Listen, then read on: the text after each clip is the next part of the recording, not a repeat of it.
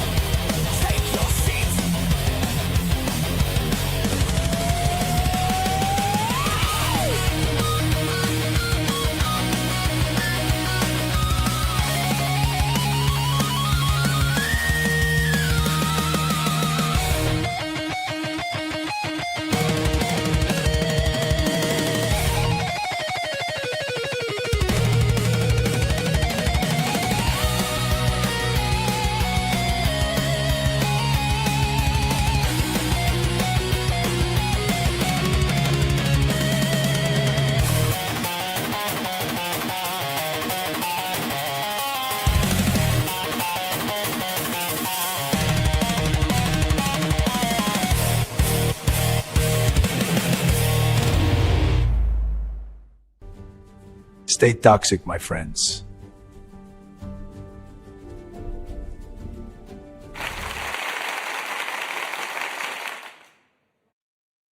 Welcome, dudes. How are you all doing tonight? I see you faces in our ever so exquisite chat.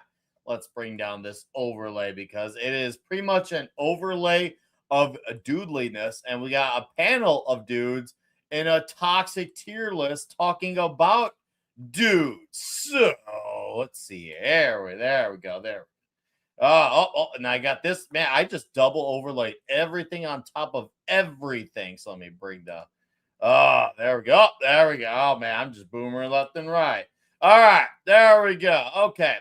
What's up, dude? D Bud Martin, Matthew Marzillo, Jonathan 93, Mega. I see Matthew Marzillo. How's it going? Soul Assassin. Yes, rest in peace, Sam Neill, sir. Oh, man. What a loss, dude. I couldn't believe that. Jonathan Conroy. How's it going? Of course, guys, if you're someone who likes to have it both ways, or if you want to have it a more exclusive way, we do that on the Rumble side. So the Rumble link to the stream is in the chat. Hello, the dead man.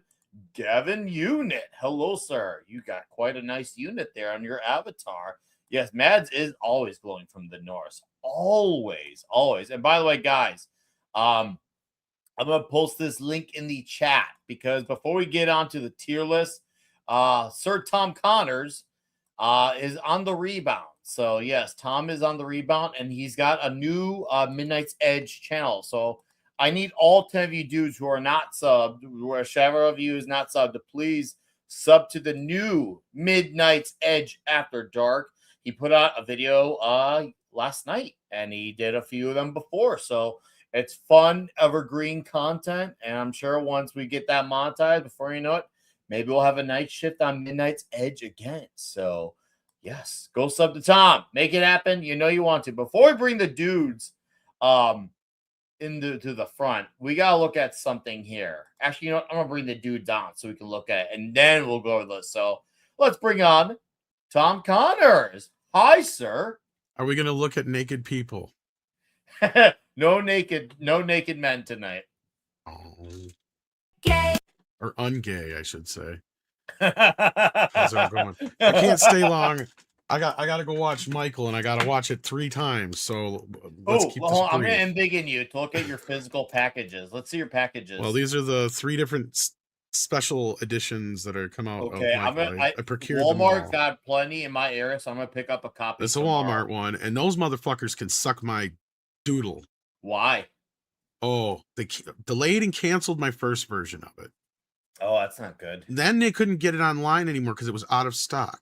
So I was talking to some dude named Ahmad, something like that. Baka. Something or other, Durka. And he's like, if you go and you can pick it up at a store, if you pick it up and order it online and pick it up that way, we'll reimburse you. So just to be sure, I called again today, and Ahmed is who I got a hold of today. And he's like, oh, yes, sir, don't worry. We'll make sure that happens. So I go and I pick it up. And as I'm on my way home trying to get my refund for all the trouble I've been through because I had to drive over an hour to get this. Yeah. I was not happy. Yeah. So then they're like, no, well, all we can do is give you a $10 coupon, basically. And I'm like, you can suck my balls. I'm sorry to hear that, Tom. I'm just glad. Look, at the end of the day, Walmart is, and you know what? This is like the worst as far as I'm concerned, but I'll talk about which one I like the best. In a video, but that was a teaser for. I'm looking forward to just owning a copy because that's the goal. Just because my youngest is like frothing at the bit. She's actually asked me this week, "Have you got it yet?" Like I'm like. I thought about sharing a digital copy with you, but I wasn't sure if you needed it or not. If you're gonna buy it, then we're gonna buy it. No, we're buying it tomorrow for sure. I appreciate the offer though. Then give it to someone who wants to have I got a contest going right now, and it's pretty popular. So, yeah, no, it's good, and you want to have contests like that. But we got to bring on that 70s rock fan, sir. Hey, I was just going to say, Tom, I was going to take part in your contest, but I figured that if I won, everyone would know it was fixed. That's true. And I was going to say Ben was my choice. Plus, you're in Canada, so does that count as North America then? Well, no, it's Kazakhstan, and it's closely aligned to North Korea. It could be counted as Central America because Cuba is pretty close to us. I don't know if the code would work for you or not. Maybe. It depends. I've got accounts for all sorts of countries. That's true. Things. So, that's true. Yeah, but no, I was going to say Ben would be my choice. The one about the rat. The one about the rat. Yeah, that's the best song. His first number one single. Well, so anyway, to Tom's point, are we going to see any naked men tonight or what? No, he said no. Oh, come on. What's I know, right? What kind of Toxic Tuesday is this? It's like, fuck it. Look, my shows, like yesterday, my show, lots of naked men. Naked men on my show. Yeah. Can't stop the music. Naked men all over the place. And I missed that. I was so sad that I missed that. I'm sorry, by the way. Well, it was gay enough as it was. I don't think it could have got any gayer. I probably would have just overkilled it. Yeah. Well, we have a guest here. Speaking of gay, I've been wanting to have on. Hey, who is this guy? He may be the straightest man coming into the show. Guess what we're talking about tomorrow, Greg? I figured. I mean, I could take my shirt off if you guys want. We will not stop you. We will encourage. He likes doing that. Yeah, go ahead. Make my day. Oh, yeah. Did you say Go make ahead. him gay? He's Make already my gay. Day. Make my day. Make my day. Sir. Oh, we've got to Make get Cry Clint. gay? We've got an AI Clint to say that. Go ahead, make my gay. You think? Now How you many do dicks know do you his think name I've is sucked? Greg. Do you think I've sucked He's a only nice- 5 or he's a 6? nice man. Well, I'll tell you. In all this excitement, I lost count myself. Oh man, It's How you doing? Dicks ruined. flying everywhere, sperm flying here. I couldn't keep track. I know what you're thinking. Did I shoot once or did I shoot twice? Did he shoot once or twice? Or 3 times nice? 3 times a lady. So how you be doing, Greg? I'm Times a doing good. maybe. How you doing? I'm Doing having a good, good time. man. Happy you could join us. It's about time we had you on. Tonight's Yeah. gonna be a very magical night of dudes and talking about dudes on a panel of dudes by dudes for dudes. So it's gonna be great. Dudes. Lots of dudes. What's up, Hannibal Grimm? I see you in our chat. I got step up my gay. Well, I guess hey, it can be done. No one's gonna top Showdown Little Tokyo Toxic Tuesday though. Not even the YMCA. That's not a sorry, not sorry. That's a I'm not sorry at all. So, anyways, before we get into this tier list, I need to show you guys this clip for humorous purposes because we all could use a good laugh in life when it comes to Chuck Norris. Oh, reminder to remove this clip after. Oh, do you see it? We can see it, but Yeah. can't hear it. Him ruining movies or whatever. Oh, It's good. pretty If he small. doesn't play music, that's good. Basically, It's just Chuck tiny. Norris No, you didn't have any flopping music dude. coming through. Don't worry about that. You had no music coming through. Okay, Nick good. boomered the Never shit out of mind. that. You burmered the shit out of it. I could just, Burmered the shit. you burmered and boomered the shit out of it. Murmured. Murmured. I could have Alright. played that. Well, let's get into the Toxic Man tier list. Yeah, let's do it. Here we go. Let's do So, it. okay. Do So the it. categories we have toxicity personified, which is like the cream of the crop of badassery. Is that Gilbert Gottfried? It is. That's what I was talking with him about Gilbert. I'm Like, a toxic male.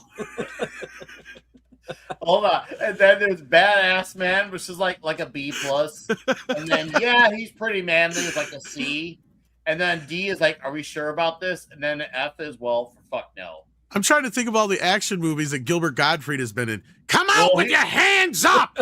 I know Here's you the can best hear part. me. It's not all action heroes. And there's also people. who I are see that now. Yeah, it's gonna be a good one. But we're gonna start off smooth. We're gonna start off a little rugged. We're gonna start off safe, and we're gonna slide in very gently with Clint Eastwood.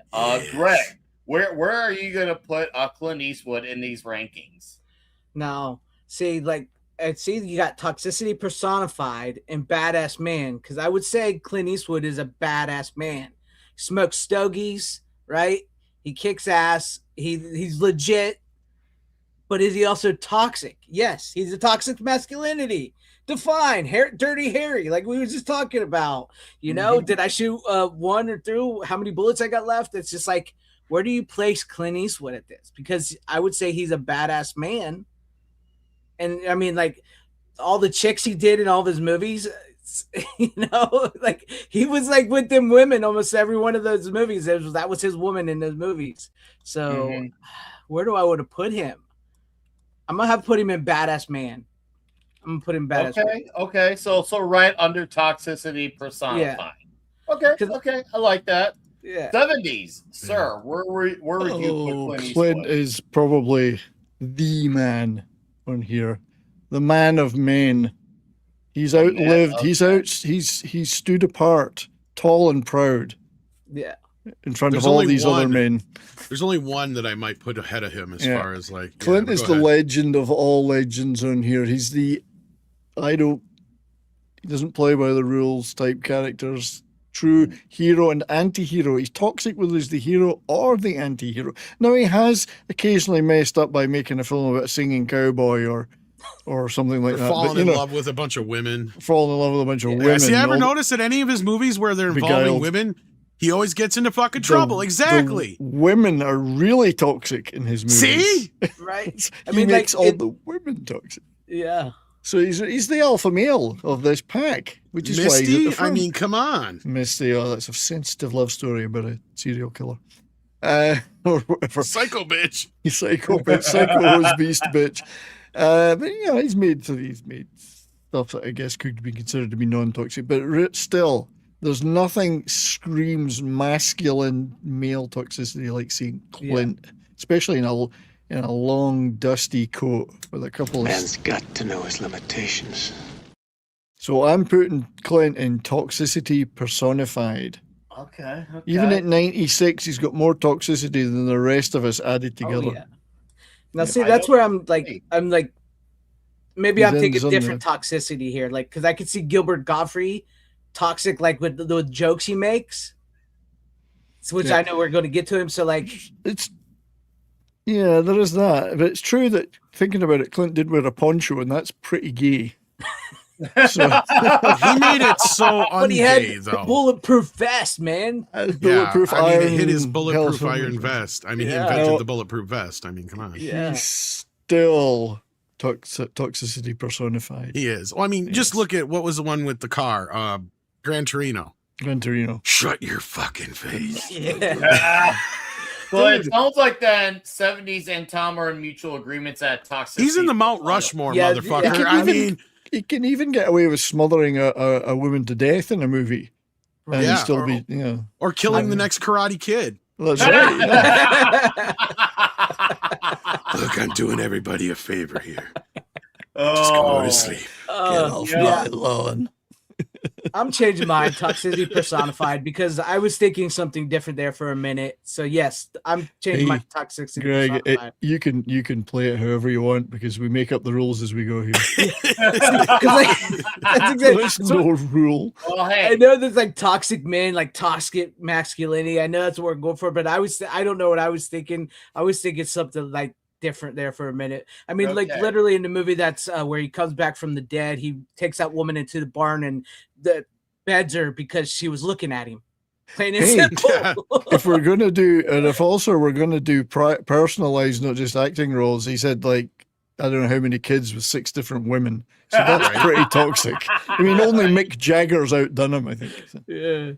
He's probably slept with Mick Jagger too. Maybe Lemmy has as well, as far as the amount. Well, we know you're one of the kids at least. I wish. Oh, man, that's good. That's good. Tom's not even had his proper city yet, has I'm he? gonna echo. Like I said, he's on my Mount Rushmore, so like toxic persona. You guys have already said it, yeah. Well, I mean, I can lead into the next one there because I mean, John if there's Wayne. if there's a prototype for the action hero, yes. The next spot, probably the George Washington spot on the Mount Rushmore would be Mr. John Motherfucking Wayne. No, the hell I will. The hell I won't. But then he was called Marion, so I mean that's not very toxic, is it really? He had to. But then again, he could get away with having a woman's name. He created the persona. That's only the machoist of men can get away with having a woman's name. That's right. That's why he's basically the boy named Soup in reality. Yeah. I mean, in McClintock, he takes his wife and bends her over his knee and gives her a good spanking. So yeah. I mean, come on. How many men do you know that could get away with it? Right? And he throws the chick in the water too. Oh, you can't swim. Throws the boy in the water. She goes after throw her in the water. Every so often they need a slap. They do. Wrong guy, but he'll swat him in the ass. Yeah. I don't think he's ever slapped him across the face, though. I don't think I've ever seen him do that. Didn't he do that in one of the spaghetti westerns? Greg just mentioned the dragging her into the barn. Oh, before Clint, that, he slapped her. Clint. Yeah. Absolutely, the Clint has. I was talking about John. Oh, right, John. He never crossed a woman across the face. He spanked him in the ass, but maybe the searchers didn't he hit the missing girl when he found her? He might have when he was trying to get her out of, but I don't know if I'd count that as that's more of like snap out of it kind of a thing than it is just kind of the masculine taking control, like kind of smack. You know what I mean? maybe, Like, yeah. maybe. Is there anyone who's going to be opposition to toxicity personified for Nope. John Wayne? Let's just be in simpler terms. No, we're starting off with the alpha male. Because, yeah, if we're going to start off with a bang, we got to start off with a massive bang. I mean, this is, as Tom perfectly said, this is the archetype or the prototype. Either way you swing it, he is like he got it. He got the blueprint going. He is the Beatles. And then Clint was like, he's Elvis, whatever you want to look at it. Yeah. John Wayne the next, like, set the template. Step. And then the 80s happened with the Schwarzeneggers, Wilsons, Stallones, Van Dammes, yada, yada. Rest is history. But, Well, I mean, he kind of owned all the way up from the 40s on up, well, you know, late 40s-ish through the, you know, through basically the 70s when Clint kind of took over, basically. He set the template. Yeah, he created the template. Absolutely. So, there's very few actors who had that much longevity. The man could smoke 60 cigarettes a day with half a lung. Come on. Rob Schneider. I want to hear an argument from Tom. Where does Rob Schneider rank with this? Are we sure about this? He may be, you know, the animal and all these other things, but is he actually toxic? Male gigolo? Yeah. I mean, as far as a badass, I mean, he's funny. Yeah, he's funny. I agree. I don't know about manly though, and this is nothing against the guy, right? We like love the guy. We're Rob Schneider fans here. He plays specific characters for a reason, exactly. So I don't know if I want to go. Like, I definitely wouldn't go fuck no, but I'd just be like, yeah, are you sure about this? I mean, he's a manly man. Don't get me wrong, but he's not like when you're putting him up against like Clint or John or even the toxicity level of like somebody like but even in the comedies he was in, he kind of played the hapless a lot of the time. Sort of that's what I mean. Hapless guy rather than the really out there horny. He was horny, I guess. I'm adding one other character. Yeah, but even in Deuce Bigelow, he's the nice guy, right? Like, yes, he is a very nice guy. Too nice. Yeah. So I'd say, are you sure about that? Okay. I'd go the same. I'd go the same. What about you, Greg? Yeah, I'd probably go with, are you sure about that? Okay. I mean, yeah, Deuce Bigelow and everything, but he doesn't really like. He makes friends with the ladies and moves them on. Right, in a weird way, he's kind of fulfilling their needs in a way that isn't. Yeah. How you put it? He's like a therapist. He's like the gay best friend. But it's I mean, he does get a woman in the movie, but and he does get laid all the time. Yeah. But I mean, yeah, it's still kind of in that era. You know what I mean? Feels like he's reaching a bit. Yes, he's right. He's sleeping with women, but he's kind of reaching. He needs a reach around to get through this. Okay, this is gonna be the next one. In 70s, I want you to lead off with this one. Gilbert Gottfried. Oh God! Lay it on me, motherfucker! Oh, Jesus. Have you ever heard about the aristocrats? I'm just trying to think. Oh, where do I even begin? This motherfucker, man. My original thought would be fuck no, but then again, he is a dirty old man. Then again, he is a dirty old comedy legend man. I mean, Aladdin, I guess, was pretty toxic in Aladdin, voice-wise. He's got no filter. No, he makes some really horrendous jokes, like with 9/11 and stuff, and tsunami jokes, and big roaster, isn't he? He roasts people a lot. Does too soon. I guess actually thinking about it, I'd put him in. He's not manly, but he's pretty toxic. So are we talking about him, the person, or are we talking about the persona? Well, because people got to understand. I'm kind of mixing both. I would say he would fall in the middle ranking then of he's pretty manly, but not manly, just toxic. Certainly not manly. I mean, I would say like the real guy, like the real version of him is maybe manly, but like, yeah, the comedy version of him is just toxic. I mean, some people would say, but it's almost making fun of it in a way. A lot of people would put him right at the top because he is very offensive. And how much more toxic can you be? Yeah. I would put him under badass man because he has a lot of the great manly qualities. I think his biggest obstacle is it's the guys who are still the cream of the crop is his biggest obstacle. I mean, he went more family friendly later though, so But he's a So I nerd. would Well, he say did both, but to me, he's yeah. under badass man because of who he has to usurp, and he can't usurp. Okay, I could live with that. Woods and, Thinking about it, yeah. yeah. Okay, I mean, Thinking about his career, not yeah. my I could live- argument. that's where I'm trying to kind of compromise between the man himself and the persona, because like Pee Wee Herman, right? Like that's what I mean. We know him from the voice, the thing he does, but that's not what he really is, right? Like if you've ever seen old SNL, you've seen him be his regular person, and he's a pretty regular guy when he's doing that kind of shit. So I think on both levels, I think badass man really does fit him. So I'm going to leave it up to Greg on that one. And you, Nick. I because could think live I with agree badass man. I Yeah. could live with that. Yeah, I could live with badass man. That's what I was trying to. I was actually trying to find my Gilbert Godfrey clip with him and Rhonda, where he's looking at her titties. Well, that's probably my introduction to him, to be honest with you. Yeah, that's up like all night. Yeah, up all night, and like the jokes he makes with that stuff. And I would have to say he's a badass man. I would, because that's what I was like getting confused with a little bit with toxicity too, because like Tom was saying, some of his jokes and stuff are like severely toxic jokes, right? Oh, yeah. So if you're going they like are. toxic They on are. that level, Gilbert Godfrey is Well, totally toxic personified. Considering he's kind of the But- center to that Aristocrats movie, the documentary about the joke. Yeah. I mean, he is kind of that comedian, right? Like he is that. He's the guy that goes in there and goes, "Oh, you think that's funny and gross? Wait till you see what I come up with." That's what I'm saying. Like his jokes are toxic as shit. So I would probably put him in the badass man category, because I mean, regardless of his physical appearance and the way he looks and stuff, he's got that edge to him, you know. He's like basically Triumph the comic insult dog personified as a person. Yeah. I think So- we're There's- in there's agreement as a compromise to badass man for Gilbert. Sorry, I Godfrey. didn't mean to interrupt you there, Greg, but like No, I just you were getting right to where I needed to be. I was gonna say I see where you were headed. Yeah. Yeah. So we're good. All right, this is gonna be a tough one, but Greg, Bruce Lee.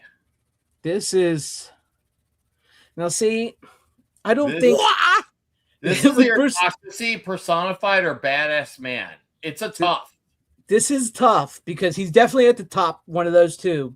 But I Mhm. don't see toxicity with, because I see honor and Yes. respect, and you know, like Enter the Dragon and stuff like that. Like, you respect Bruce Lee. You know he's a badass. You know he can kick your ass. You know you got be quiet and carry a big stick like type persona on him. So like. He never really there, like with Clint Eastwood, like how he would drag the women into the barn and have his way with her, Yeah, he's or not a stuff like show-off. that. Yeah, he's not like toxic in that sense. He's a very honorable man, and he's a man that could take you out in a heartbeat.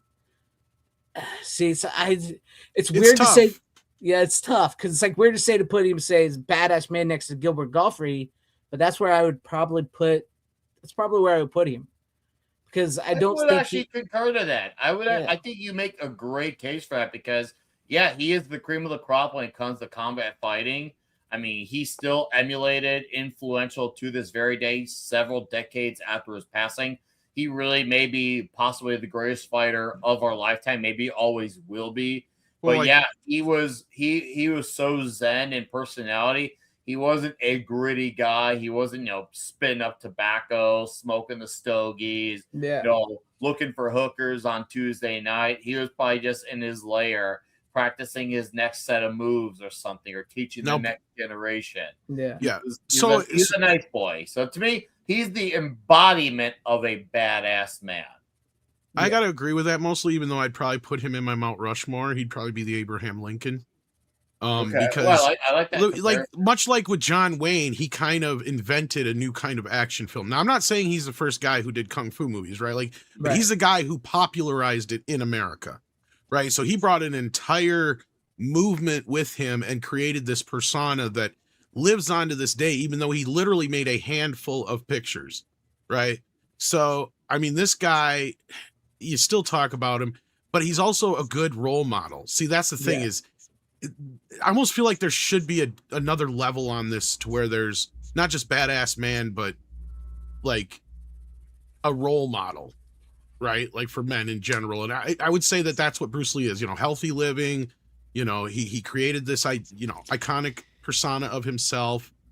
it's very comparable to John Wayne, because in his wake you had guys like, Jackie Chan and others, and even Americans who tried to adopt martial arts because of that. Again, like I said, he didn't invent it, but he was the guy who popularized it. And if it wasn't for him, we wouldn't have gotten movies like Karate Kid and stuff like that. Let's be real, because it was because of the movement he brought to America, and that basically opened up thousands of dojos, basically, and that kind of changed the way we thought about martial arts over here, when it was kind of just thought of as this mystic voodoo kind of thing that they used to do over there. And once in a while you'd see ninjas in like a 007 movie, right? But they were mysterious and you never knew anything about them. But karate wasn't a thing, or martial arts weren't a big thing, or hand-to-hand combat like that wasn't a big thing in movies until Bruce Lee came in and popularized it in a way that nobody ever had before.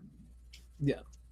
Plus he trained Chuck Norris, so right. I And mean, he that's beat that's Chuck what I mean. Norris. Yes, How and much he more beat- toxic That's can you why get? Chuck He beat Norris him. was prepping for his rematch. He But had then to Dean Martin beat Chuck Norris too in Chuck Norris's first ever movie. So, Yeah. So Whichever one 70s, that was. where are you at with this one? Dino did it. there was 3 people beat Chuck Norris on screen. I can't remember the third one, but it was in Slaughter in San Francisco, the movie Slaughter in San Francisco. I think he's a badass man. He's not toxic because he's actually cool rather than toxic, and he had that code of honor. You need a thing. good ass man there. Yeah. Yeah, he had a code of honor, and he had the way, the path, all that stuff. So he wouldn't have done anything that was too against that. Whereas Clint Eastwood would have just blown the shit out of anybody. So so I think badass man is perfect. That doesn't mean he's not super A tier, S tier as a legend in cinema, but he's not. Yeah, that's what I almost feel like we toxicity. need, like a legend or something like that. But kind no, of. this is good. Badass man is great, that's but no not totally different than toxic. doing the A and an S category. For This me, is good. It is kind of. I do it the well, basic school system: A, B, C, D, F. Just makes yes more and no, sense. but you have, and I agree with you to a point, Nick. Like with the S thing, but like in this case though, you have so many different choices here. I think this is a good way of doing it because It badass is. man is still pretty good. Just doesn't have that extra toxic edge, but All it's right. still fucking awesome. Well, then we got to move Gilbert. Dude, Gilbert. We got He's him the with Gilbert. verbal. He was the verbally Yeah, badass. but see,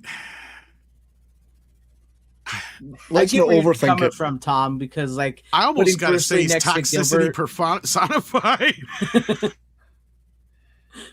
Well, in that Is he sense, more of you'd a be toxic right. man in that level than Bruce Lee? Yes, but also he the thing is he doesn't have that badassery that Clint Eastwood or a I know, and that's the tough Charles part about Bronson this. or Yeah, Chuck I Norris. think has. you're overthinking it, though.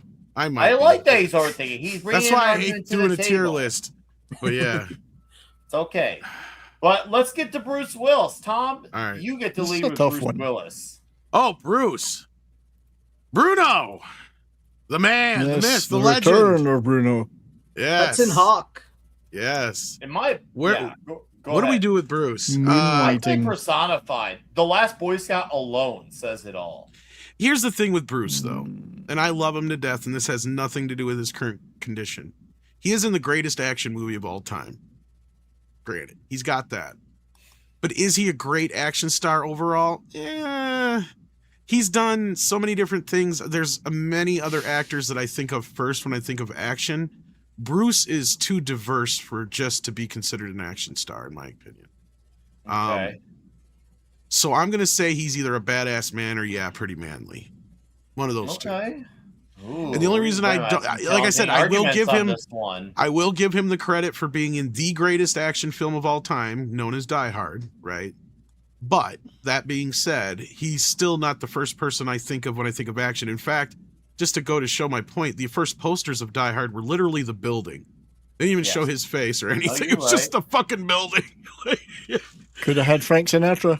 Think how that would have Exactly. It could have been a sequel to that movie, yeah. been. Yeah. But anyhow, that's where I'm going to stick it. Badass man, or he's pretty Well, manly. I'm glad you know where to stick it. This is the hardest one. This is one of the hardest ones to judge because we all love Bruce in a very manly way. Right. But Jane. but whether he could, as Tom said, he's had a lot of variety in there. I mean, you would never have picked him out of Moonlighting to be this badass, Right. macho, toxic action star. I think he's a badass man. I don't think he quite reaches the heights of a Clint. He doesn't reach Clint high. I should be very careful about my pronunciation here. He's, Well, just don't say Clint territory or Clint Tory. Clint, is that Clint territory combined is Clint territory? We just invented a new word. Tom just invented a new word. I'm gonna stick with badass man. He's lovable. He can kick ass in movies. He's certainly got the wisecracks, but I just don't quite think it's up to toxicity personified. That should be for He's the almost gods. too good of an actor to be. Yes, that's the gods. The gods are in toxicity personified. Too good of an act. That's good. He doesn't. He's not quite in god tier. So. All right, Greg. Yeah, I was going between toxic and badass, but I think listening to Tom and He's got a good argument. Yeah, they have great arguments. I think maybe he's in the badass man category because yes, he is a good actor. He's a good actor, and like you said, moonlighting to Die Hard. Didn't expect that. I mean, the Look women who's talking.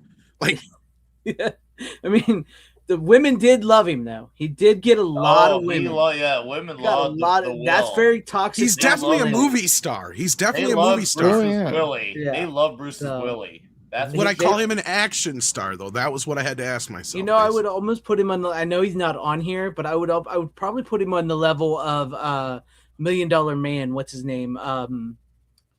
What is his name? Steve Austin was his name on the. Oh, I know. show. Lee Majors. Lee Majors. Yeah, $6 million I man. actually. Go ahead. Go ahead. Sorry. I was going to say I see Lee Majors as a bit of a Bruce Willis type character. You know, they got a similar attitude, and I was going to say Steve McQueen. Yeah, because he that has too. that ability to kind of transform between all of them. Because kind of like how Steve McQueen was never pigeonholed as an action star. That's or true. This That's star true. Or that star. He's sort of got that Steve McQueen, Lee Majors type of thing to him. Yeah. Okay. Yes, I see. I get the picture. All right. Well, guys, the next one's gonna be easy, and I threw it on there for a giggle. I just realized who it is.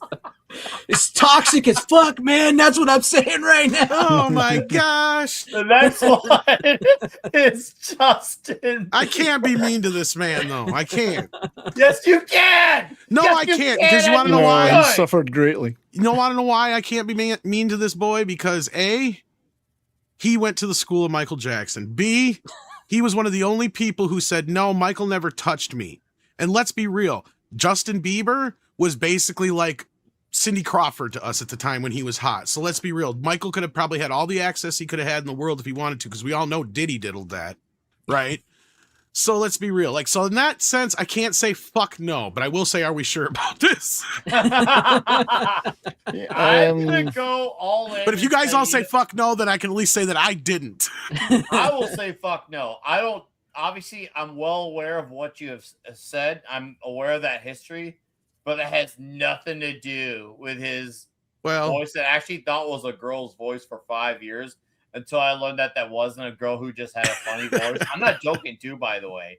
I actually thought it was some girl who just had like some weird like nasal voice or something.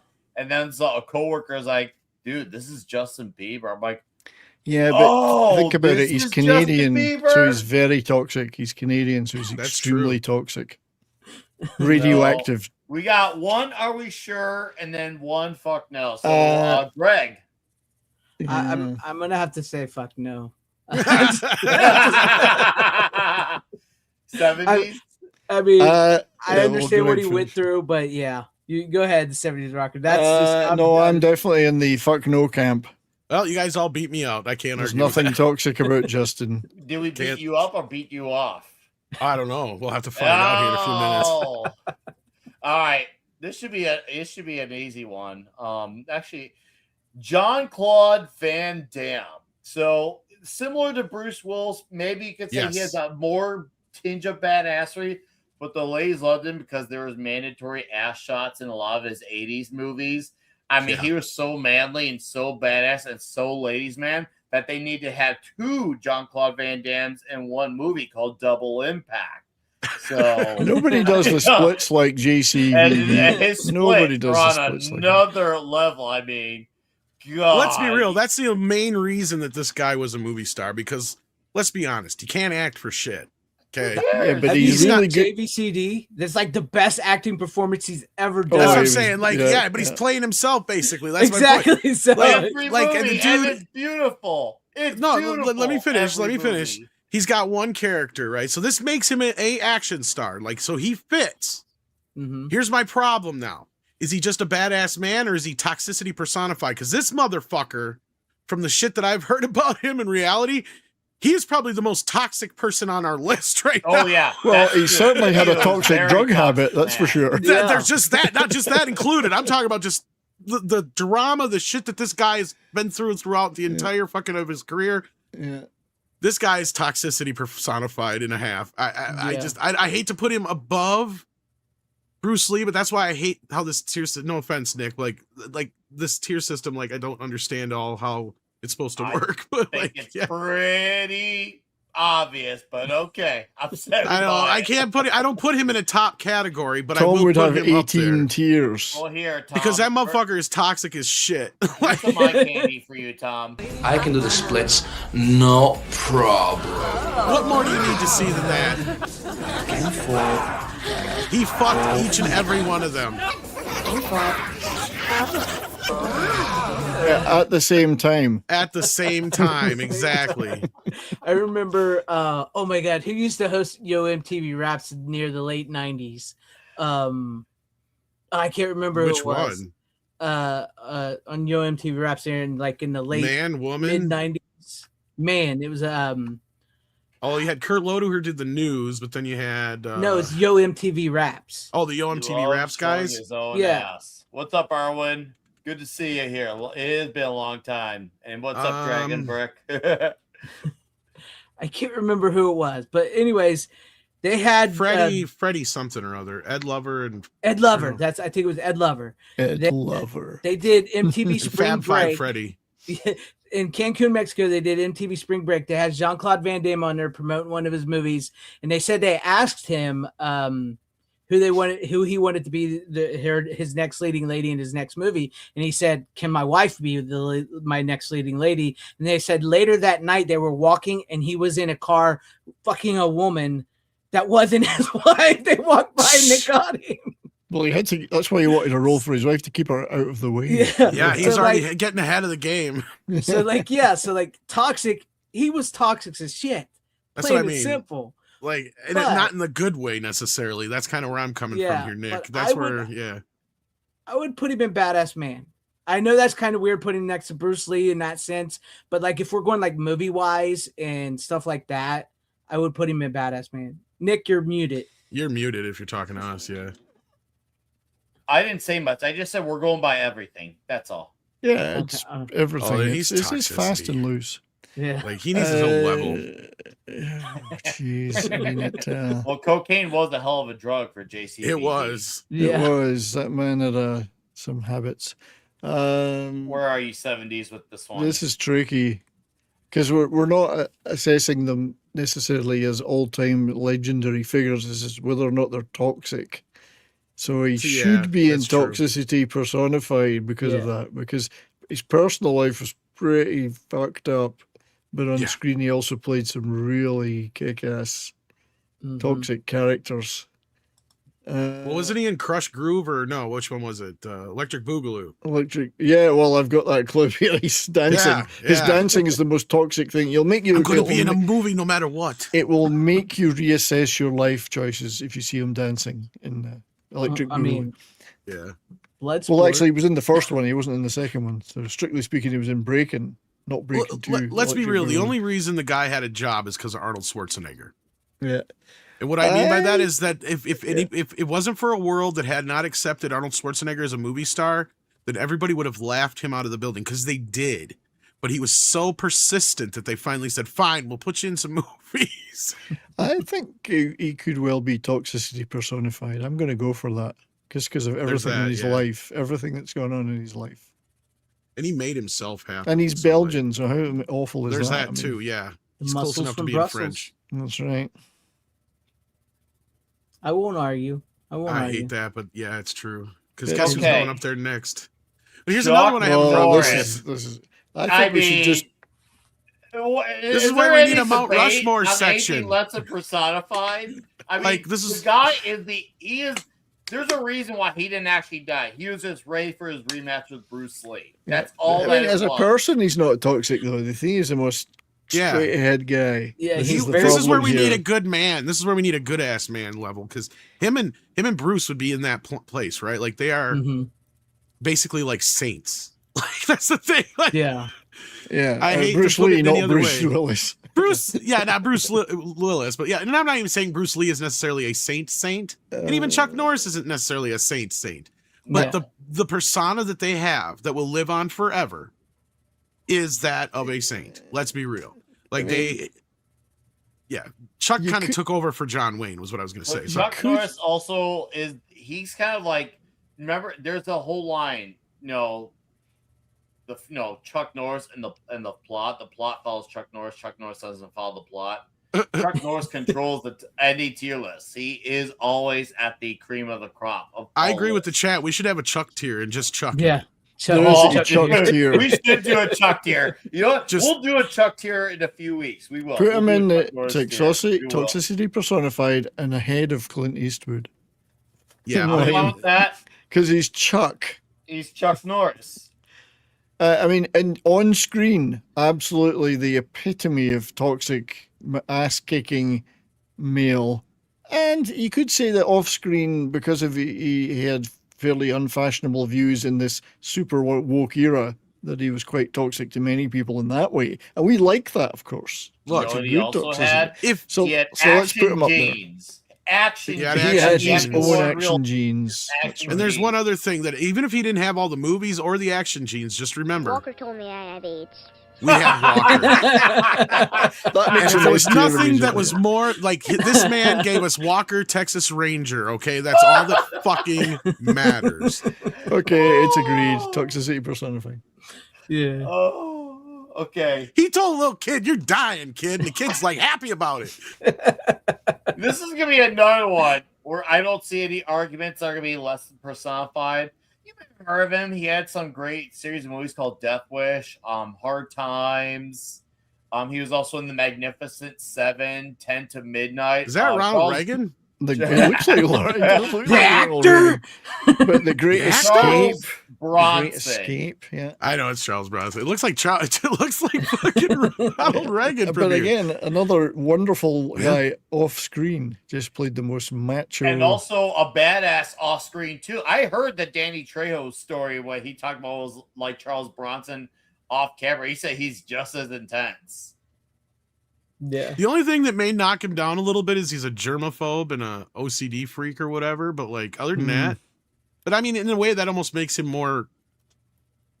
He only wants manliness around him. That's all. He If- killed if them it- germs like he killed them Like look, Death Wish 3 alone puts him Oh. at the top of the list. On Let's Once not Upon even a fucking Time in the debate about this. West. Once Upon a Time in There's the that West. too, but I'm just talking about Yeah. how toxic What that a movie movie. is seen as in history. Talking about Death Wish 3, right? Because that is known as one of the most racist fucking movies ever. Yeah. It's one of the Oh, best it's Death beyond. Wish. It's like the beyond darker you racism. are, the bigger he's gonna blow you up. That's my car, as Matthew says. It's my car. And then he blows They him always away. reference the Avengers as the Battle of New York, but the thing is, Death Wish 3 did it first as the battle over Brooklyn. With that last half hour is an endless Shot fight in Italy scene. or some shit, but yeah. I think he's got to be toxicity persona. Oh think- God, yes. How is he not? He's nothing less. He's How Charles could he Bronson. not be? They killed the giggler. Yeah, there's no debate on Dude was anything walking less. around with like muscles and stuff in the cowboy era before they even had those muscles. Like And he he had was thick back shredded. abs, veins bursting out. I mean, so like this is a good point here. All the women in Bronson movies die horrible deaths, especially when he's Paul Kersey. Especially They if he's all going out with him right. or if Yeah. they're We've related talked to him. about that. Like your odds are worse if he likes you. yeah, it was like he's dating you, you're dead. You're dead. You're dead automatically. If you're a family member, dead. Yeah. Friend, long gone, lost friend, dead. Dead. He meets you in a subway and says hi to you. You're fucking dead. Yeah. Because then he's gonna have to go avenge you right then and there. You know, like, why do you All talk to right. me when you know I'm gonna kill you? Yeah. The next one's gonna be fun, and I'm curious to see. Well, I where just you wanted to guys- say about Charles Bronson. The thing Go is he is threaded all throughout almost all of cinema history, right? All the way back into the 50s or whatever it is. Yeah. Or early 60s, whenever it was he got started. But I mean, this guy has had so many, he's like a chameleon of action heroes, right? Like, but he's always the same. It's so weird. He has all of the right hallmarks, but he's almost like the B level of what Clint Eastwood and John Wayne were, if that makes sense. It makes it. It does. And I don't Yes. mean that in any derogatory way whatsoever. Mm-hmm. But in that sense, he's like, oh, well, you can't get those guys. Well, then you get Charles, right? Mhm. Like you go after him. Then it's like that. Just Yeah. kind of. So he's that guy, and I don't know where to put him other than where he's at now. So like I think that's a good argument for that. That's interesting Well, because Tom, I'll show you where to put it. Okay. I know that. I mean, because it is interesting. Like you make that point because Chuck Norris in that sense as well, because like Yeah. Chuck Norris and Bronson were canon. Like they Yes. Norris and Bronson were Eastwood and Schwarzenegger for canon. So Yes. like Indeed. you know, I They were that's- affordable. That's Yeah. well put. They were Greg. That's very affordable. well put. yeah. Okay. Yep. I'm gonna let our guest be the lead off with this next one.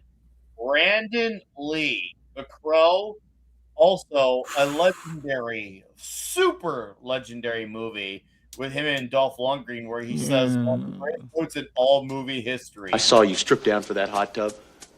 His dick's not small. You have the biggest dick I've ever seen on a man. Thanks. I mean, being obsessed with Dolph's dick, is that toxic? Well, All right, Greg. Brandon Lee. I do think Brandon Lee has a bit of his father's quality to him. yeah. Badass man. I can't say he's toxic because we didn't really get to see a lot of him, sadly. You know, In but what he way? does. A lot of him. Yeah. I mean, I think like The Crow was probably his most toxic of his movies because he's straight killing mofos left for what they did to his, him and his fiance. Mhm. But then you see Showdown in Little Tokyo and Rapid Fire and stuff like that. And I think he was even in Kung Fu, The Legend Continues. Mhm. So like he's got his dad's quality to him, but I do think he has a little bit of a harder edge than Bruce Lee. You know what I Mhm. mean? So like he's a little more. I hate saying this because of The Crow, but it's like if his dad was straight laced, Brandon Lee was goth. You know what I mean? No, you're right. get what I'm saying? He was definitely more the gothic, comparatively speaking. That time, I heard you coming.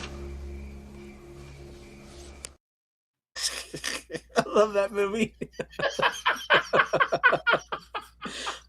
So I think I'm gonna go with Badass Man because I think he belongs there. Okay. Yeah. All right, 70s. Where are you with Brandon Lee? Oh, yeah.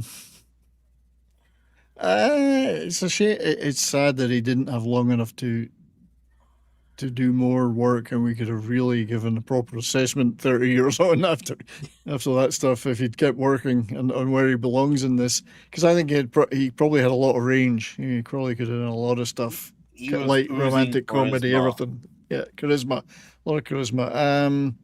Is he badass? Was he a badass man? Do we really know enough about him from 3 roles? He Maybe said there's you had more the right to things. be dead, and The it, right to be dead. it resulted in an explosion.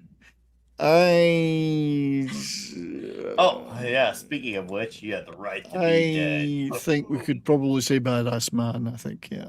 Okay. I know I it's think hard given to judge. time, which he Yeah. never got tragically. I And The feel- Crow is a revenge fueled Oh, yeah. Yeah. quest, Cool. which we all love. Revenge movies make toxicity. They do make toxic. So I almost feel like he would have had a similar career to Keanu Reeves. You know, Yeah, what I mean? oh, I possibly. agree. Some of this Well, stuff, but I almost think he would have played Neo if he were still alive. He'd be a better actor. Than yeah, I was going to say he might be a better actor than Keanu Reeves. Sorry, but Keanu, yeah, we Well, love wasn't you. Neo written for him anyway? I think it was. What? I was gonna say it was originally, yeah. If Like, he could have yeah, done a I great mean- English accent, he could have done Dracula instead of Keanu. No, Brian's right. Like, I mean, it's sad that we didn't get to see his career flourish, but he was definitely like, look, let's be real. The Crow was about to set him up to be huge. To be huge. Yeah. And I mean, we could argue one way or another whether or not him dying helped make that movie more popular or legendary. That I'd say the latter may be true, but I think the film was going to do well no matter what. There was a lot of heat around it to begin with.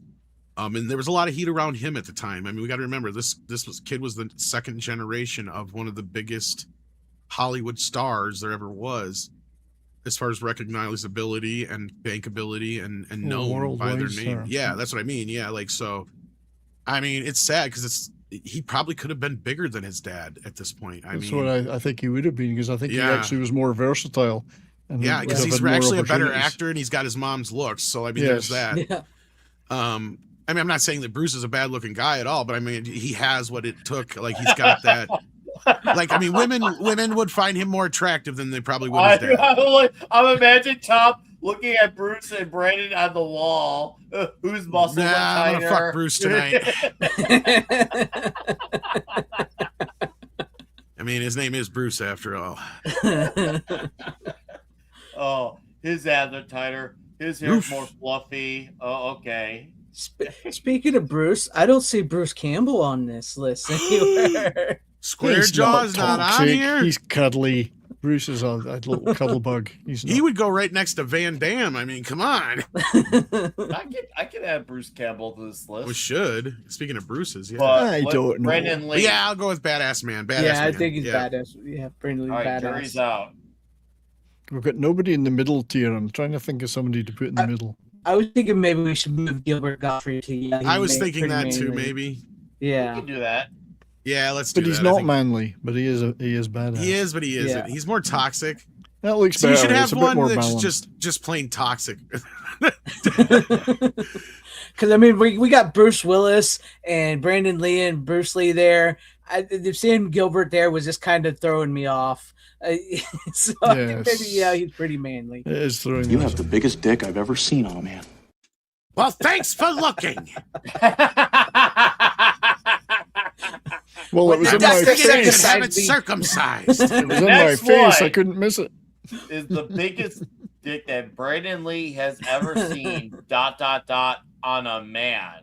Whatever that means. Make of that comment what you will. Dolph Lundgren, aka Rocky 4, aka Universal Soldier, aka Vengeance in Minions: The Rise of Gru, and Gunnar Jensen in the Expendables movies, and a few more other things. But those are my most overall. I would, and of course, He-Man as well. For me personally, I would go under Badass Man because he is also more of a nice guy too. Like he plays that cold-blooded character in the movies, but he's an all-around nice guy outside of it, and also he's a fighter of cancer after 9 years, as that. So I'd say Badass Man would be definitely. I think one of his biggest issues is how you're gonna top the guys once again on the list of toxicity personified. I could see them having a. I agree with that. I agree with that. Sharing the same dinner table. I agree with that. Yeah. Okay. What about you, Greg? Yeah, I'd put him at Badass Man too because he is a legit fighter. He actually competed in the Olympics for Sweden. Yeah, and he actually has more scientific degrees and doctorates than actual Bill Nye the Science Guy. He's smarter than him. Yeah, far smarter than him. Far smarter than him. He's competed in multiple tournaments and won. He's such a great actor. He is a badass. I'm gonna have to go with Badass Man. I don't see much toxic. I mean, if we're talking like toxic, like Van Damme and them, no. But if we're talking like Bruce Lee, like that, yeah, I put him in that category. You know, I think the most he got was like if he dies, he dies. So yeah, what a line. That line will always be with him. If he dies, he dies. That line will always be with him. 70s. I must break. I don't have much more to add to that. I think it's Badass Man would be an obvious place to put the Dolphster, the Dolphin. The Dolph. I'm trying to think of a really I'll be weird... meeting the Dolph in 1 month from tomorrow at the Fan Expo in Chicago. I can't just wait. make sure you ask him about his dick. Is it really that big? Ask him. You need to measure it for science. You should print a screen print of that For scene quality and say, "Could you assurance sign this for purposes, me?" Brandon Lee says this, but I kind of need to see proof. I need Yeah, I'd be like, look, this is a very big thing about our show. You're going to very have big to- thing. You That's really right. have to look. You need to refilm We're it. trying to make our show stand out. Yes, Oh! and we got to know: is it true? Do you really have the biggest dick on a man? And you got to Yeah. refilm it. You got to film yourself saying it, and then turn the camera to him and have him say thanks. And be like, look, I'll follow you into the bathroom. You don't have to whip it out here because we got ladies present. Be like, you know, And that'd you be don't a need good no clip. fainting. Yeah. That'd be a new clip for you. You could play your clip of you saying it and him answering you. Oh. I'm not going to show you my dick. I'm not gonna show Well, not here. See me after. Whips it All out. right. He whips it out. If he dies, he dies. If Nick dies, he dies. All 15 of you Okay, but if he dies, he man-thong dies. emojis out. All man-thong emojis out now for this one. There's Debo leading the charge. Man-thong emojis. Let's get them going. You're a channel member, get your man-thongs out. Oh, man, that is Shit. wild. Okay, the next one.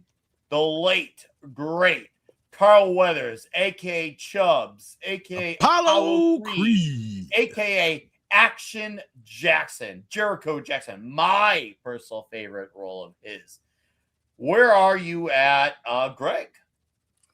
Now, see, once again, I feel like he's an honorable man, regardless of what the Creed movies say. Yeah. Oh, fuck that shit, dude. Yeah, I hate I what think they did to him. Apollo was What? very honorable up until that point. We're I gonna think- pretend that never happened. Yeah, I mean, as much as I like Creed too, because it really does give a good. Speaking of Dolph, it does give him a nice comeback and everything. Yeah. But yeah, I do not like what they did to Apollo Creed. I think he's got to go under Badass Man because I think once again he is a very honorable type of man, type of character. You know, I mean, he was even good. I mean, I know this isn't thing, but he was good with Gina Carino up till the end. Even when she was gone off, he was still Yep. good with her. So I got to Yeah. put him under Badass Man. Okay. Yeah, I agree with Greg. Like Creed really fucked that up, and there was no reason for it, right? If anything, it would have had more impact had Adonis been one of the kids that was already born, Yeah. and he was basically raised with a silver spoon in his mouth. So not only did everybody else they're like, yeah, you're in your father's shadow, and the only reason you're doing this is because so he has to prove even more. And that's would Yeah. make a good reason why he would go to Rocky is because like you're the only one who ever challenged my dad, and I need to be They- better than him. So I They need to know went out what of you their way know to and what make my that dad knew. worse, Tom. Yeah, They went out of their way exactly. to make, and they made it more complicated than it needed to be. and that Exactly. really Big time. peed off. All it had to be was, like I said, he just wants to get out from under his shadow. Nobody believes he Yes. can do it because he's just a nepo baby, what kind of thing.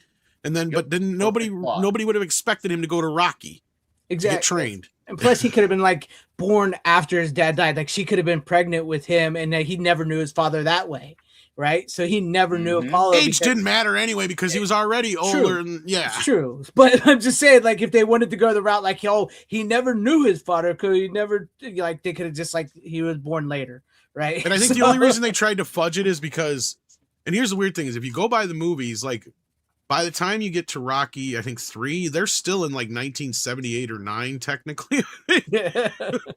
But then when they jump ahead, because then by the time you get to like between Rocky 4 and 5, there's like a whole year that goes Mhm. by. And then the Yeah. same thing between like Rocky 3 and 4, there's like a whole nother few years in between there. So like none of that made sense. It's like, okay, I can understand if you had to finagle. But even then, like Greg just said, it could have just been the child that didn't get to know his dad because she was pregnant with him at the time that he died. We just didn't Yeah. know it yet. Mm-hmm. Yep. Yeah.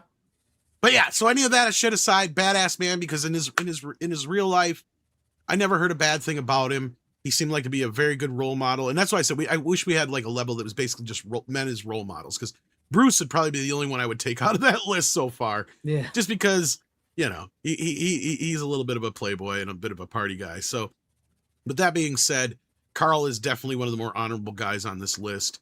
And I mean, he's just not toxic enough to be toxicity personified. He's not. Yeah. That's my only Yeah. argument against that. Yeah. 70s. I'll settle for Badass Man here for all the things that the guys have said. I'm not gonna object. Oh, and Happy Gilmore, he was pretty toxic in that. I mean, you got to hand it to him. Yeah.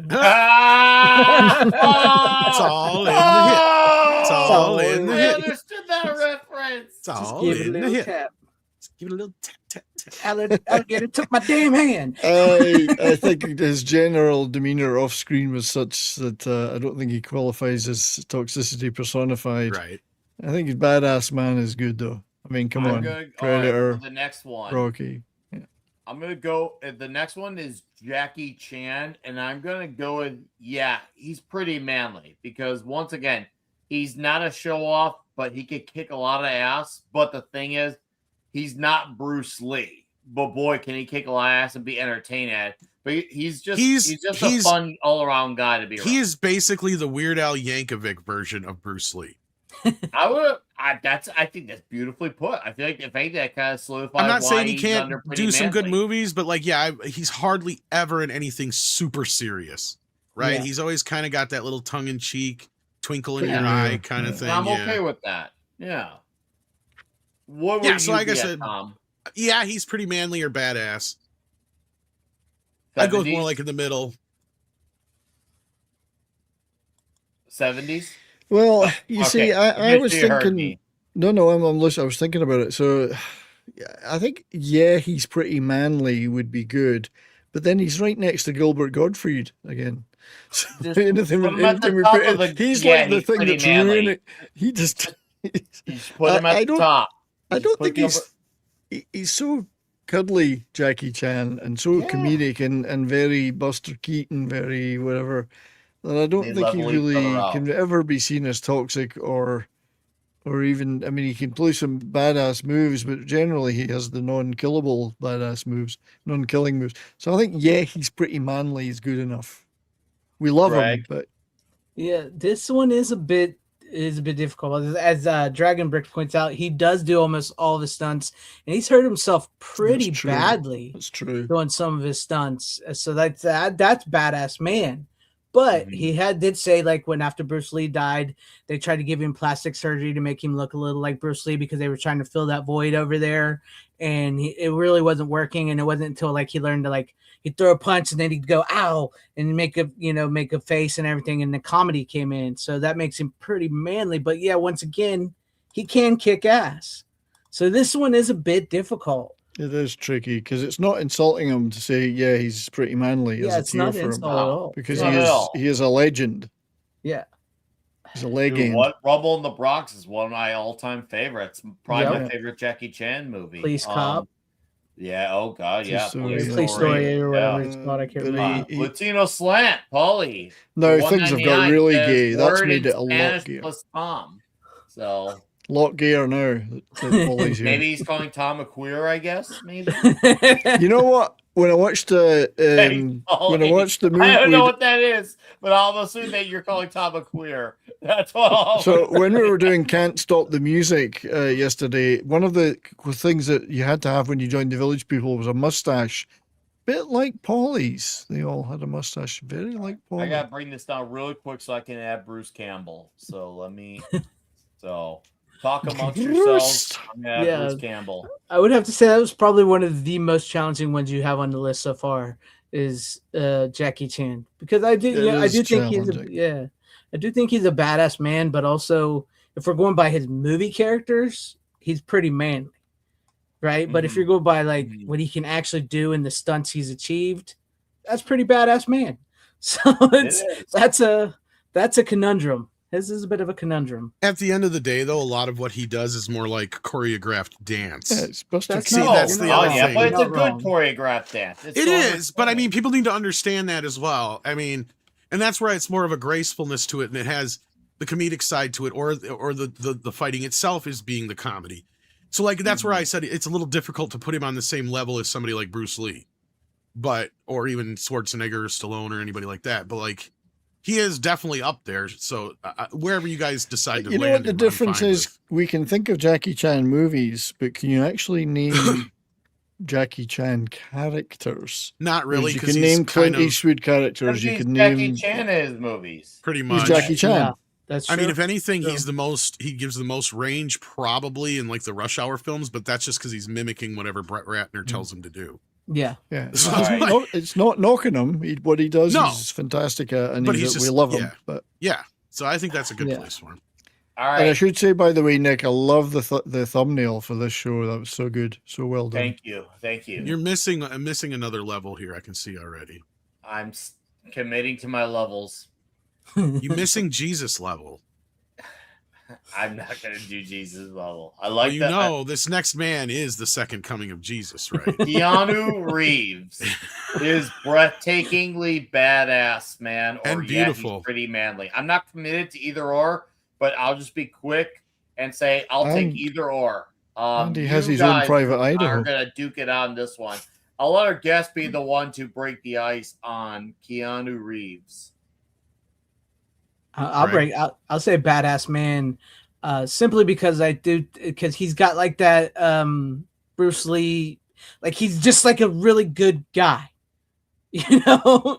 And it wasn't up until like he started doing movies like The Matrix and Speed and all that where he actually learned how to actually fight, because like he wasn't like these guys. He wasn't like Bruce Lee and all them where they were training and everything from the beginning. He learned all that much later after Bill and Ted and all that. So that's when he became The only reason he's an action badass star man. is because of the one with Patrick Swayze, and that was just because he was basically Point Break, because he was a surfer dude. Yeah. So like other than that, he had not really done much action before that. No, Then he done a lot that of took him dramas. completely down a different road, and Speed really set him off on a. Whoa, Dracula. And then The Matrix, Dracula. Yeah, Dracula almost killed his career for a while. But yeah, Yeah. I mean, yes, he is pretty. I want to say badass man because I just think it's pretty cool that he's such a generally good guy that makes him a badass man. You know what I mean? motherfucker's a saint, right? Exactly. He So is a saint. He is a saint. That's why I got to in put him real at life. badass man. Yeah, that's why I said you're missing Jesus level. I've seen him walking over water. I'm pretty sure. Yeah, he can walk on water. He can. Have you seen him bend over in bullet time? I mean, Yeah. he can sit on a bench and really drink gay. a cup of coffee. Have you seen him bend Forwards over or and- backwards, Tom? Both.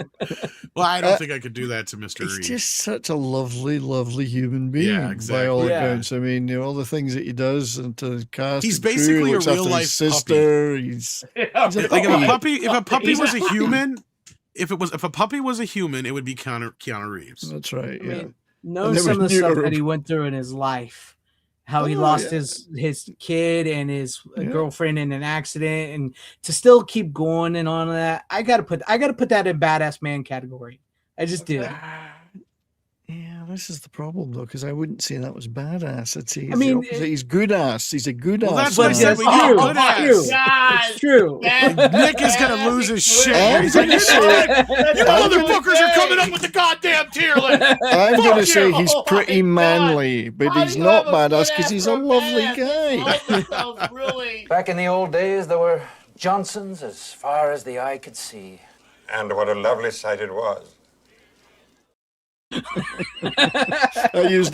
I actually used that one yesterday, Nick. I couldn't resist it. As you should. I think he's pretty manly. He's a wonderful man, and he's very manly as a result. He's a good man. He's not a badass man, and that's not knocking him. I completely get But what you you're want saying. to knock him up, Yeah. though. It's all like. I mean, he hasn't even. Has he ever played a really shitty character? Yes. He might have. 47 Ronin. Have you ever no, seen the 47 Ronin is a hero in the end. Have you ever seen the but movie not The a good Watcher? character. The Watcher, yeah, I've seen it once. Yeah, you're right. He's Yeah, completely miscast, but that's like the worst Yeah. character I've ever seen him play because he's a serial killer. So Yeah, but that doesn't mean you're a bad guy. Just no, 'cause you're a serial killer. no, 100%. But I gotta put him into badass man category. I get where you guys are coming from. Yeah, he's pretty manly. Yes, he is pretty manly.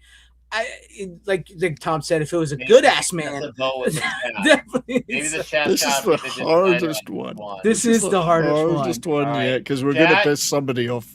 The chat is going to be king, so you can either go about this two ways: with a vote or a really persuasive. Let the super chat make it up. Let the chat Yeah, vote. either a very persuasive super chat or a vote. So I'm going to get the vote going right now for Keanu Reeves, and we will continue onwards. And let's see. Keanu Reeves, badass and pretty manly. Okay. Chat, you are the king. Okay. I want you to. I have like to this, pull like out of this next vote because I'm too biased. And You want to pull? Of course, you want to pull out. I don't want to fuck Steven Seagal. Fuck Steven Seagal. Oh, That's the first time you've ever pulled out, Tom. That's right. So hold on, you for me, I'm gonna for Steven Seagal. If he had stopped at stuff like Under Siege and Out for Justice and Above the Law, I would have gone under He's Pretty Manly. But no, because he is the way he is in the last 20 years, and the weird absurdities of the tall tales around him and the inconsistencies. He gets a really strong, are we sure about this? I mean, he is a pretty toxic person in real life. He is a pretty toxic man in real life. But the problem is there's so much lying around him, too, so we don't know what is and what isn't true either. So that's why there's no real, unlike Jean-Claude Van Damme, where we know, like, this guy was definitely on the drugs and the banging the ladies. Steven Seagal, there's a lot of holes in his story. So it's still very debatable and very, are we sure that this happened? To me, there's a little bit of a Jussie Smollett to him. Mm-hmm. So as much as there's a lot, I like a lot of what he's done movie-wise, but man, he definitely came and went very quickly with his career. It's clear that they were buttering him up to be someone I think he's probably had a little bit of Jussie Smollett in him a few times. Maybe Smollett was born from him somehow. I don't know. You may have eaten him because he's pretty big. He's basically fake it till you make it personified, but they figured out he was faking it. So I'm gonna go. But it's just too late at that point. Tom doesn't want to answer. I'm not like my answer is fuck no. Okay, I actually agree. Fuck no. Fuck no's. What about you, Greg? I'm tempted to say fuck no. I was going to put him in. Are we sure about this? Well, I guess we'll have to do another vote. That's two to a vote. I mean, don't get me wrong. I love Under Siege. I love some of his early '80s, movies. But after that, like you mentioned, and some of the other movies are just.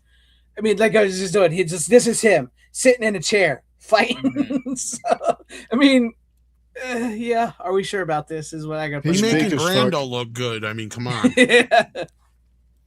Well, I'd just say fuck no, just to fuck him because he's an asshole. Please vote on Keanu Reeves. Okay, I see there's 12 votes on Keanu Reeves, and Pretty Manly is actually winning over Badass. Okay. Actually, on Keanu Reeves. So it'd be nice if we could get to 15 votes with that one. I think we'll just compromise and say fuck no for Steven Seagal. Otherwise, 2 polls is gonna be 2 polls. I'm not against that. I'm not against that. Yeah. So he's proof that you can be an action star, but you can also fuck that up. Yeah. Yep. It's like you said. He's gonna be right next to Justin Bieber. I mean, his 80s movies in the early 90s was probably best Seagal, and then after that, it just. I want to see him next to Justin Bieber. I think it's what he deserves. I think that's fun. I was just going to say, if you had them next to each other right now, the one who would look more badass is Justin Bieber. Justin Bieber. But then Steven Seagal would eat him because he's such a fat ass. Oh! Well, you think he's a Twinkie, that's why. Yeah. All right, 14 votes. Let's get Exactly. another vote in there. I see 14 votes. Let's get one more for Keanu Reeves. But we have decided for Steven Seagal. Jason Statham is next, and I'm going to put this under Badass Man because obviously the badass roles. Also, he used to do swimming, and he rocked a Speedo really memoratively. I'm toxicity personified. Also, that voice is very seductive, and Damn he's right. also a bit of he's definitely got some role model qualities. He's got a lady he's been with for like 15, 20 years now, has a few sons. Why, you don't like dogs? So Statham to me he's to me one of the cream of the crops of the badass man. Dude, it's a late bloomer, but the Beekeeper, holy smokes, what a freaking flick. One of my favorite ones from last year. I mean, and that's saying something because I grew up on Frank and the Transporter, but I think I would now put the Beekeeper up there with those ones. Also, he gave birth, figuratively speaking, to Orangina and the Plits. So if you don't know, chat, then you don't know Greg. That's lore for I think everyone in the chat knows about the legend of the plinth. The plinth of the Orangina, yeah. So it's a whole thing. But why don't you go, Greg, on Jason? No, Statham is legendary. That's why I think Yeah. it would help with if we had like a legendary level or something. But basically, that's why I put him up there with How many more? Clint if we and were all to those add guys. all these levels, we would have had 3 or 4 more levels. You're not wrong. I would like to remind everybody we're doing this for fun as well. So, you know, we're Well, yeah, going to he's got to stick. go up there and personify. We're for going me. to stick people in places that they wouldn't normally go just for a laugh.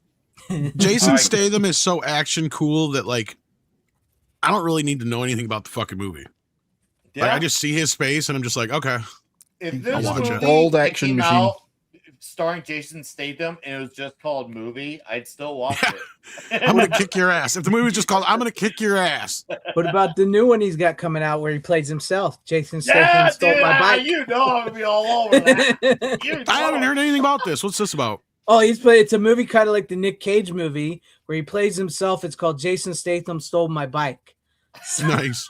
So, Well, that's the other thing is I don't know anything about his personal life, right? Like he's very whatever. He keeps it. He keeps Whatever. it hush hush, but I am aware of a few things, of a few like details that have slipped out, like about having a long term successful marriage.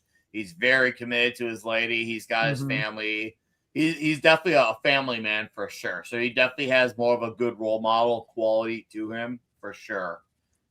That's So, because go ahead, Greg. Yeah, because like if we're talking toxic, he doesn't really ever really get the lady in the movie that much. It's always him like, oh, you did something to somebody I care about, so now I'm gonna fuck you up. That's Fuck like with Mrs. that's his- Huxtable. That's what's gonna happen. He's gonna blow exactly, your shit up. right? So I get where Tom's coming from, putting him in toxicity personified because he belongs up there with like Chuck Norris and them. He does. Yeah, he's the modern version of all that. He belongs up there, but he does belong next to Bruce Lee too. He does because, like you said, Nick, I do know a little bit about him as well, where he has this committed relationship. I think I know how to tip this. A lot of his characters are kind of more toxic, though. That's they true. usually have That's some true. sort of toxicity. We're about looking them. at Crank. Yeah, Dude, Crank is that's a movie. That is a movie of a movie. But I think generally speaking, badass man would be enough for me for Jason. He's a badass guy. Yeah, I'm just saying that to be able to put him on the same level as those other guys, a lot of the characters he plays are very rugged and You let's just be real. rough-edged. You just like seeing him in his swimming suit speedo. Is there any other way? I was actually going to say, well, but he always plays the same kind of character. But then again, pretty much for many years, so did Clint Eastwood. That's what I mean. He and fits in John that, Wayne. yeah. So they did and too. Chuck Norris. Yeah, And he can fluctuate between kind of a mean ass and a nice guy, right? Like that's what I liked about Working Man, right? Like he has that one. He probably puts on a little bit more of his acting skills than he has in a lot of his films. To be honest, I agree with He that. can be quite funny when he wants to. like a Working some Man. movies.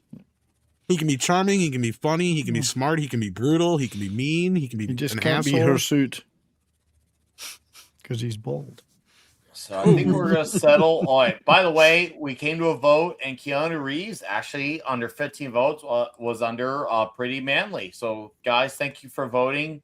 Unlike California elections on the Los Angeles city level, your votes are done in 1 hour. Wait a and minute, we all got of some them last minute counted. ballots that were just found on the sea. Yeah, no late ballot dumps. Somebody So thank mailed you, in some guys. ballots. So Keanu Reeves is under, he's Pretty Manly, and we will put Jason Statham under Badass Man. So, okay, I think the next one should be pretty easy. Have you ever heard this guy? He was in some of these movies. He played some character named Snake Plissken, Escape from New York, Big Trouble in Little China, Backdraft, Tango and Cash, The Thing. Soldier. I mean, dude. Don't Kurt forget the Russell. action classic Overboard. Oh yeah, Kurt Russell He's to actually me. pretty toxic in that. He Computer tricks a working. woman with amnesia Yeah. into thinking that it's his wife. That's right. That is like one of the most toxic films of the Very 80s. toxic, Yes. I Well, will make an argument for personified. Now I can see why some might push Tombstone. back and say badass man because he does have some good role model qualities. Because of to him. Tombstone and shit like that. Like, Thank dude, you, like Tombstone. Yes. But also he also has some of the most unfavored views in Hollywood, and he has stood his ground on those views and not changed them one bit. So to me, he goes to the path of greater resistance and doubles down on it. So in my opinion, Kurt Russell is toxicity personified. So I will let Tom go. Well, you just said it all. And besides that, Hateful Eight, I mean, come on. Oh, dude. He's great, Hateful Eight. I'm glad. And kind of like with Jason Statham, like 90% of the characters he plays are either low down, greasy, no good jerks, but you love him because he is so fucking charming. And that's why in Overboard, he gets away with what he gets away with, right? Because how many women will sit there and go, well, fuck, Kurt Russell can lie to me all damn day long as I'm fucking him. Right? Yeah. I mean, women watch that movie and they don't complain that he does that to her at all. They're just like, yeah, Kurt Russell showed up. No, they blame her ass. They're like, yeah, she gets what she fucking deserves. Yeah, she deserves it. And if I wish it was me. Showed up and said he was my husband, I would go with him. Like, Yeah, that movie's perfectly set up for women to understand that situation. Yeah. I mean, yeah. I think that alone, and like definitely Tombstone and like the thing McCready's a real badass, toxic. Yeah. I'm gonna kill everybody and I don't care. Which is funny because he's been with the same woman for what, 35, 40 years now? A long time now. But like, and everything. But like in the movies, he is one of the sleaziest guys when it comes to that kind of shit sometimes. Yeah, I mean, president of what? We know he's done a lot of family stuff and comedies and romantic stuff, but he has a track record on, leaving aside what Nick said about the off-screen stuff, which makes him toxic in Hollywood today. His movie track record of badass characters is this long, you know. He's got to be up there. Show us how long me. It is. Can you it's show as long as Dolph Lundgren's dick. Exactly. He has every movie of Kurt's is written on there. And the long way. Occasionally, there's room for more depending on the circumstances. But with your toxicity hand, personified for me. Can you show us with both of your hands how long? We can't see your hands. Oh, that's the girth? Look, I'm trying to do the perspective 12 shots. foot around. Think the guy picking up the phone in Top Secret. That's the diameter. Man. The perspective shot. This is Ian McKellen. This is the Hobbit. You know what good old Jack Burton says. Or is it the other way around? Toxicity personified for me. Exactly. I don't think there's an argument made there. Okay.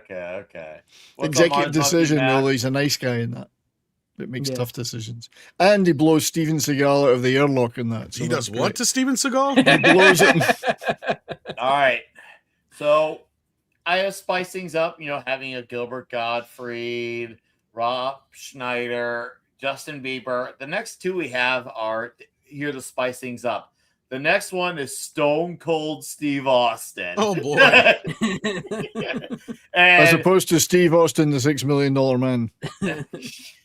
I mean, Stone Cold Steve Austin is an actual badass. He lives on a farm in Nevada, has a ranch, has 2 cats, and works on cars and shit in real life. So he does manly shit in real life.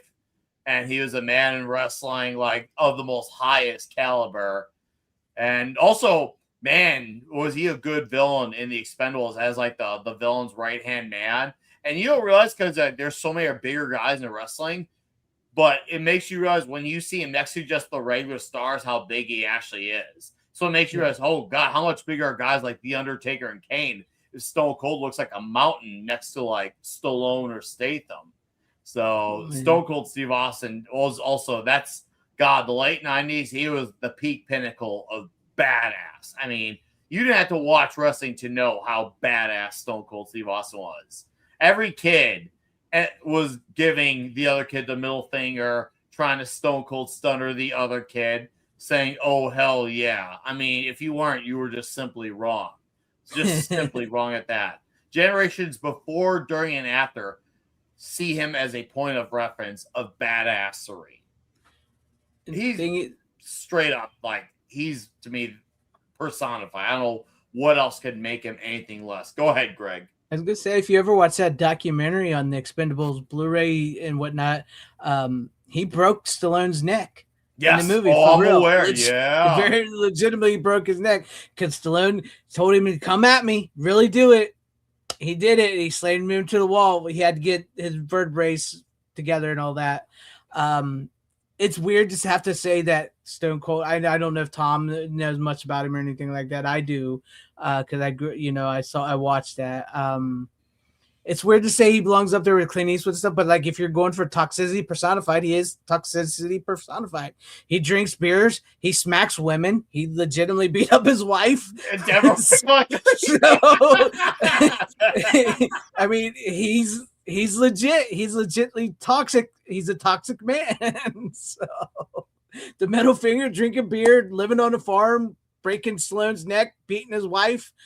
Yeah, I know very little about the guy other than he was like the biggest thing in wrestling for a while, and I was just surprised he wasn't able to spin that into a movie career like The Rock and others did, because to me he was more popular than he was. He should have. It could just be that he's too much of a party guy. I don't know what his personal life is. I watched the thing about him. He said he is like Hollywood is not for him. He's not a Hollywood guy. Because he said he did go out there to make some movies, which he did go out and make some movies, and he said it just wasn't for him. He didn't like it, so he's much more akin to like podcasting. So he has like a Stone Cold podcast. He enjoys just talking to people. And his beer company. His beer stuff. Doing very well. What's 10 years now his beer company's been going on, and he's still going strong with it.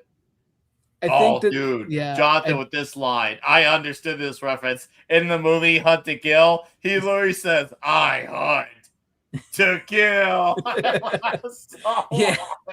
So like I see the thing. He said just Hollywood and acting was just, I mean, he probably should have been where The Rock is, but as popular as he was, because he is more popular than The Rock, for sure. 100%. It's just he's not an actor. He doesn't like Hollywood. So that's fair, man. That's fair. That is fair. He tried it. He probably had some fun, but overall is not really into it. Yeah. So no, it's funny because isn't it funny how Dolph Lundgren first hurt Stallone and then Stone Cold hurt Stallone? It's the Stallone's just like, no, I haven't learned anything from this. I'm just gonna have guys do this again. Hulk Hogan hurt him too. Hulk Hogan legitimately hurt him too. Man, Stallone. You are resilient, dude. That's masculinity though as well, because like you're saying, okay, I'm making this boxing movie, I'm making this military type movie. Just come at me. Let's really do it. Let's just legitimately do this. So Stallone knows how to take a beating, man. He knows how to take it and get back up. Okay, here's another curveball, and well, I welcome arguments, and I think if anyone gives an argument, it might be that 70s rock fan. You may have heard this guy. He sang, he played bass. He did like 14 or 15 albums. Actually, no, I'm lying. He did like 22 or 23 albums with this band. They're kind of on the British side, and they played rock and roll. They were a 3-piece band, and they were Motorhead. I would say Lemmy is the embodiment, actually, of toxicity personified, because the amount of women he's banged. The fact that he did it with those warts on his face and said that was what brought the women to the yard. Also, hadn't driven a car for the last 30 years of his existence. So he got driven around living on whiskey and alcohol. And yes, whiskey and alcohol are separate categories. That's how much he loved whiskey. And then drugs. And then the partying. And the fact that he lived like this till he was 68 or 69, he should have been dead 30 years ago. His body was truly just built differently. One Lemmy Kilmister, aka Ian Kilmister, his real legal name. Yeah, he really did face life and dare it to kill him. I mean, yeah. He basically was like, "You want to kill me, life? Yeah, come at me." Well, bro. He once said, "I do my own stunts," which was he did all the drinking, drugging, and womanizing himself. Who's better, Lemmy or God? Lemmy is God. Yeah. Trick question. So the only thing that would count against him being, and he is toxicity personified, was his love of the fans. He never mistreated or let the fans down. Hell, in fact, if he was sitting in a bar on the strip or wherever, you could walk up to him and chat to him, and he was super super friendly apparently. So that warmth and loyalty to the fans would normally say that isn't toxic, but apart from that, everything else, he was toxicity personified. Okay. He lived his life that way all the time, every time. 160% of the time, he did it 100% of the time. Yeah. Yes. Or was it the other Yes, he way? did. So I think he's in the toxicity I'm level. so glad to see this, Jonathan. I was curious to see where your thoughts were with this song because, yeah, seems to be a bit more overlooked. It's not really hated, but it definitely feels like it kind of gets lost in the conversation of a lot of the albums, especially in the later era. There's like there's ones that are really, really talked about, and there's ones that kind of just feel like they're just kind of neglected. And Kiss of Death kind of feels neglected. So I'm glad to see you really enjoy it. I'm glad you got that 40th anniversary edition of it. Even though it's only from 20 years ago, but no, still love it. Love it, love it, love it. We will put Lemmy up there as well in the list. All right, the next one is going to be, it's going to be a tough one. Now, honestly, I'm not even going to have one to say. All I know is you guys are going to answer this one just so we have an odd number. I don't want to even this one up. Burt Reynolds. I mean, that mustache will give men and women boners. So I'll leave at that comment. Greg, you lead off with Burt Reynolds. I mean, I gotta say, if we're going to like what he did in the life and movies, I gotta go toxicity personified. I mean, he did Playgirl, so right? Didn't he? He went naked and for the Playgirl magazine and stuff, and women loved him. He was, yeah, I mean, he was Smokey the Bandit. He was Longest Yard, the original Longest Yard. It was Malone. I mean, I think Bruce, I almost said he's the guy that killed all the redneck motherfuckers in Deliverance. I mean, come on. Yes. I got to go toxicity personified, man. He's White Lightning. He was White Lightning. White Lightning. Yep. Gator, what was it? Gator McCluskey. Yeah, Gator McCluskey. I gotta go with that. I gotta go toxicity. Of course, he's Smokey. I mean, the Bandit. I mean, not Smokey, but I mean, yeah. If we were sitting doing this in 1980, there would have been no question about where he existed in this list, right at the top. That doesn't mean I'm not saying he shouldn't be right at the top today, but if we did it then, this stream then, he was so manly, he could make men gay. He was like the biggest star in the world. Like he was such a big star, he beat the hell out of what's her face, and nobody gave a shit. Yeah. Malone, yeah. I can't remember her goddamn name now. She just died not too long ago. Yeah, he married her from WKRP in Cincinnati. Yes, what the fuck's her name? Jesus Christ. I mean, like he got that. Lonnie Anderson, thank you. Lonnie He beat the hell out of her left to right to Tuesday, and most of the time people are like, well, what the fuck did Lonnie do to piss him off? The thing is, I'm not kidding. She was like the hottest chick on TV, and he got her. He was the biggest star on the planet to the point where everybody was going, he beat the hell out of Lonnie. Well, what the fuck did she do? Yeah. So he's definitely toxicity personified. I mean, of course, after that, we started to learn that he was a big ass, abusive asshole. But yeah, not that we would commend such behavior in any way. We're not condoning it. No. But he was pretty toxic off screen.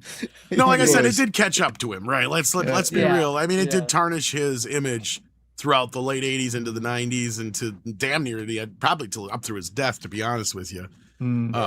But I mean, as far as like what this list is about, oh, definitely he's toxicity personified. Toxicity personified. Absolutely. Yeah. Just dripping with machismo and masculinity. Right. You don't leave your daughter alone with him. Let's put it that way. Even the mustache on its own was pretty toxic. Right.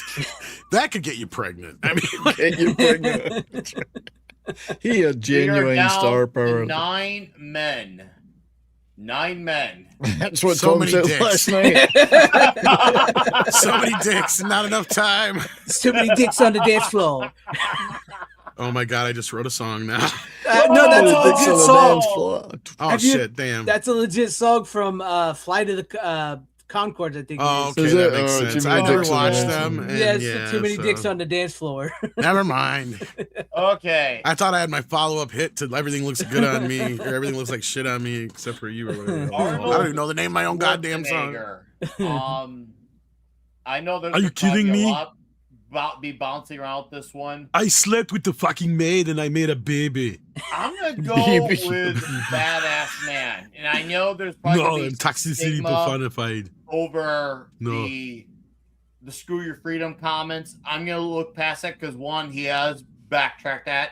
Two, he has been having a way back. Look, Nick, I'm standing gonna up trump you. against- Hold up. Hold up. He is toxicity personified. Motherfucker coined the term girly man. He did. Hold on. Yes, I understand. He coined that term. He's also when the Vulays are trying to put him in a corner, he pushed back beautifully, very beautifully. He's the Terminator. He's Conan. Come on. He was Conan. Yes, I would have normally put him in toxicity personified, but he got knocked down to. Are we sure about this in 2020? But now he's bumped right back up for me for badass man. So I'm his history still cannot be denied. His influence can't be denied.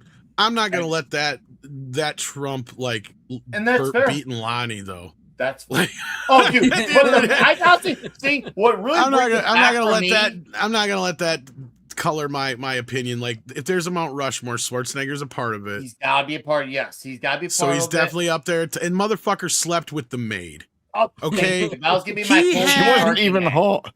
He had, and not only that, because he had a Kennedy, right? Like he was sleeping with he was married to a Kennedy, and the motherfucker's like, I'm so horny, I'm gonna fuck the maid. Like I'm coming That is everywhere. I'm coming toxicity here. I'm coming personified. there. I'm coming everywhere. your wife's in the next room. I don't care. Shut up. Fuck her next. So Because he loves sex. I will settle with badass man. That was gonna be my closing argument with the maid. Is very toxic. But if people want to argue with toxicity personified, I will not push back at all. So, He is. I'm going to clearly. go toxicity personified. Clearly. I mean, come on, just Commando. Oh, Just dude, thinking Predator. of the movies, not his private Predator. life. Commando, I lied, you know. Well, I mean, come on. The motherfucker coined the term girly man. How much more toxically male can you I be? said I'd kill you last. I lied. You You're son of girly, a man. bitch. Look at your arms. They're getting so skinny. There You you look like a go, little right girl. Like a girly girl. Why is Mark in the chat I not gotta on the do that. stream? Mark, where are you? Mark just can't Mark, handle the. hello. Get in here. Get Can't down. handle the Slide in, toxicity. Mark. Slide in. See, every time I I see mean, that clip, man, I gotta Come I on. want to get my Of arms all like these guys, I we know, I quote just- Schwarzenegger on the daily. I mean, come on. Oh, dude, I still watch the movies. But Anyway, I gotta go piss. Arnie I'll be set the back. template. If Clint set the template in the 60s, Arnie set the template in the Well, he opened a whole reset new it. set late of 70s. doors, In the right? late reset it. 70s. He reset it. He Well, like I reset said, the he opened the template. doors for guys like Van Damme and shit like that. Because if it wasn't He for remade that Schwarzenegger, template. he Hi, wouldn't have been able Mark. to accept it. About time you get in here. Yeah, geez. Screw your freedom. Oh, that's I almost got somebody to make an argument for if it wasn't for Schwarzenegger, Jackie Chan possibly couldn't have been popular.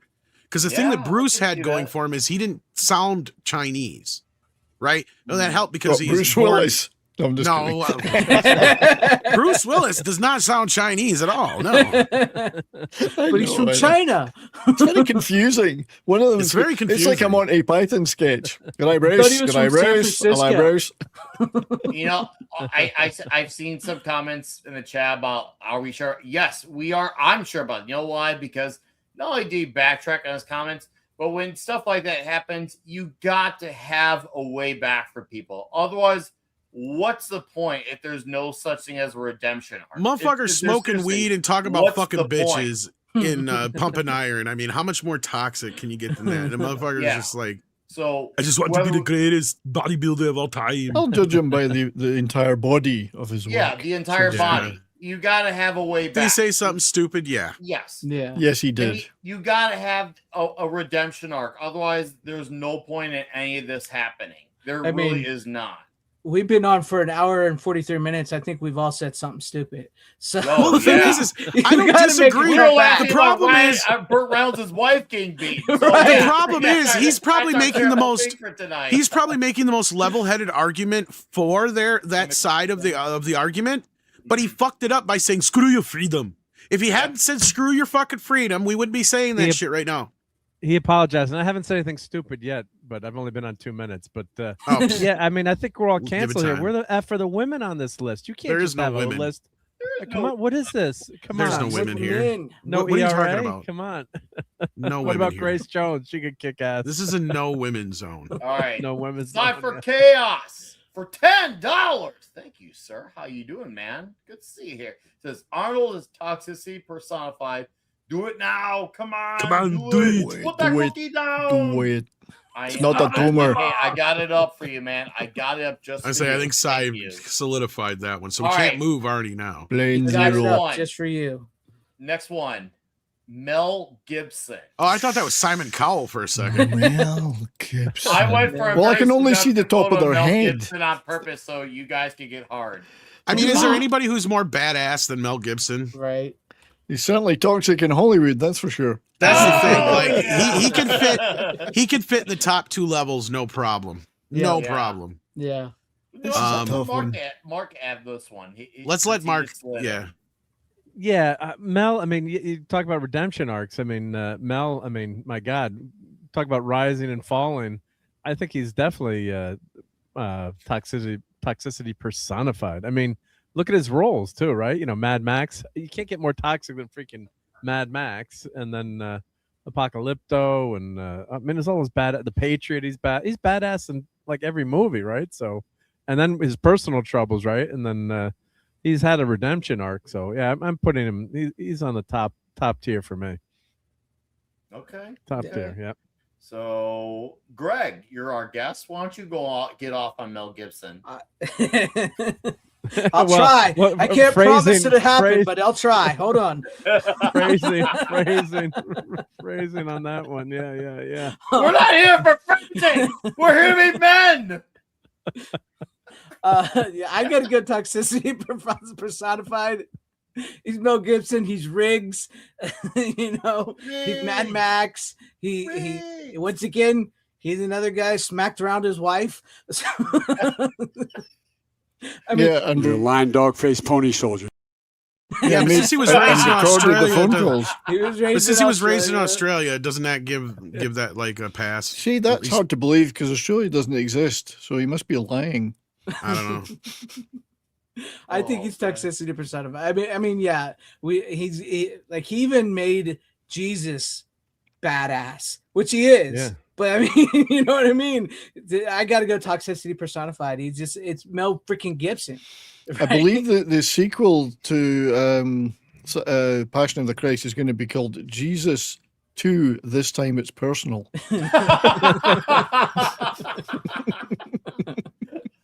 Oh man. Now we're canceled, man. Now I'm No, saying we're my Hail canceled. Mary No. shit. The new well, that's true. That's the title. But you know that little tagline thing they put under the title. It's like, you know, he saves your soul, but now he's coming for your ass. No.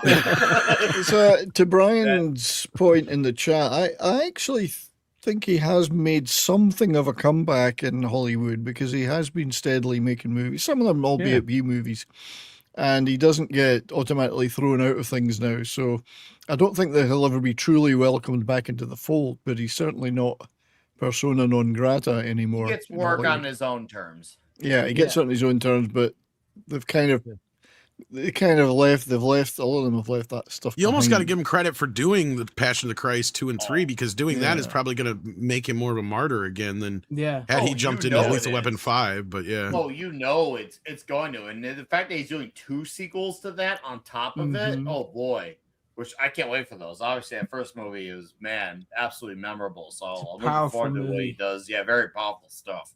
10 Yeah. out of 10 type of movie for sure. Yeah.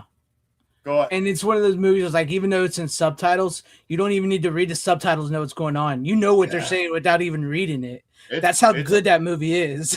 It's a brutal watch, Yeah. insanely memorable watch, very powerful watch. Man, yeah, it's Mel Gibson. Geez, dude, he's also good at comedy too when he wants to give it a go too. But yeah, I went for that very seductive Bird on the photo. Wire. Shoot, he's even with Kurt Russell and Michelle Pfeiffer in Tequila Sunrise. Great Yes. freaking movie. Yeah. Yeah. Great freaking movie. Yeah, he's got good range. Yeah. Okay, so And the great line in that movie is he ends up banging Michelle Pfeiffer for like 4 hours straight. And Raul Julia is like, you made my guys' wives are going to be so mad at them. Okay. Great. We're down to our final men. Bruce Campbell. Tom. Groovy. Unload. I mean, the toxicity personified is getting a little full, but I mean, this guy. You can make it bigger. I You mean, can always make it bigger. he almost seems to thrive on being a toxic male, right? Like, if anything, he advertises that he's one of the last toxic men of Hollywood. He's Bruce Campbell. Bruce fucking Campbell. Hell, he wrote a whole book about making love, the Bruce Campbell way. I mean, he's Bruce Sits Campbell. at his house and smokes weed all day. Toxicity personified. Okay. I mean, what more can I say about him? He's if not, he's at least a badass man. I think he's cuddly, funny. You know, he's the sort of guy you just give him a big hug as your brother. I think you're going to say give him a peg hug. I say he's pretty manly. I think he belongs in, he's pretty manly. He's not toxic. There's nothing toxic about Bruce. He's lovable. I would agree, actually, with that. I would put him under pretty manly. But I still love the guy nonetheless. Greg, where are you at? I'm with Tom on the toxic personality, but also just I might have to put him under badass man just for being Ash from Evil Dead. That's just like, to me, Bruce Campbell is a badass. I mean, good, bad. I'm the one with the gun. He's got the great cheesy one-liners.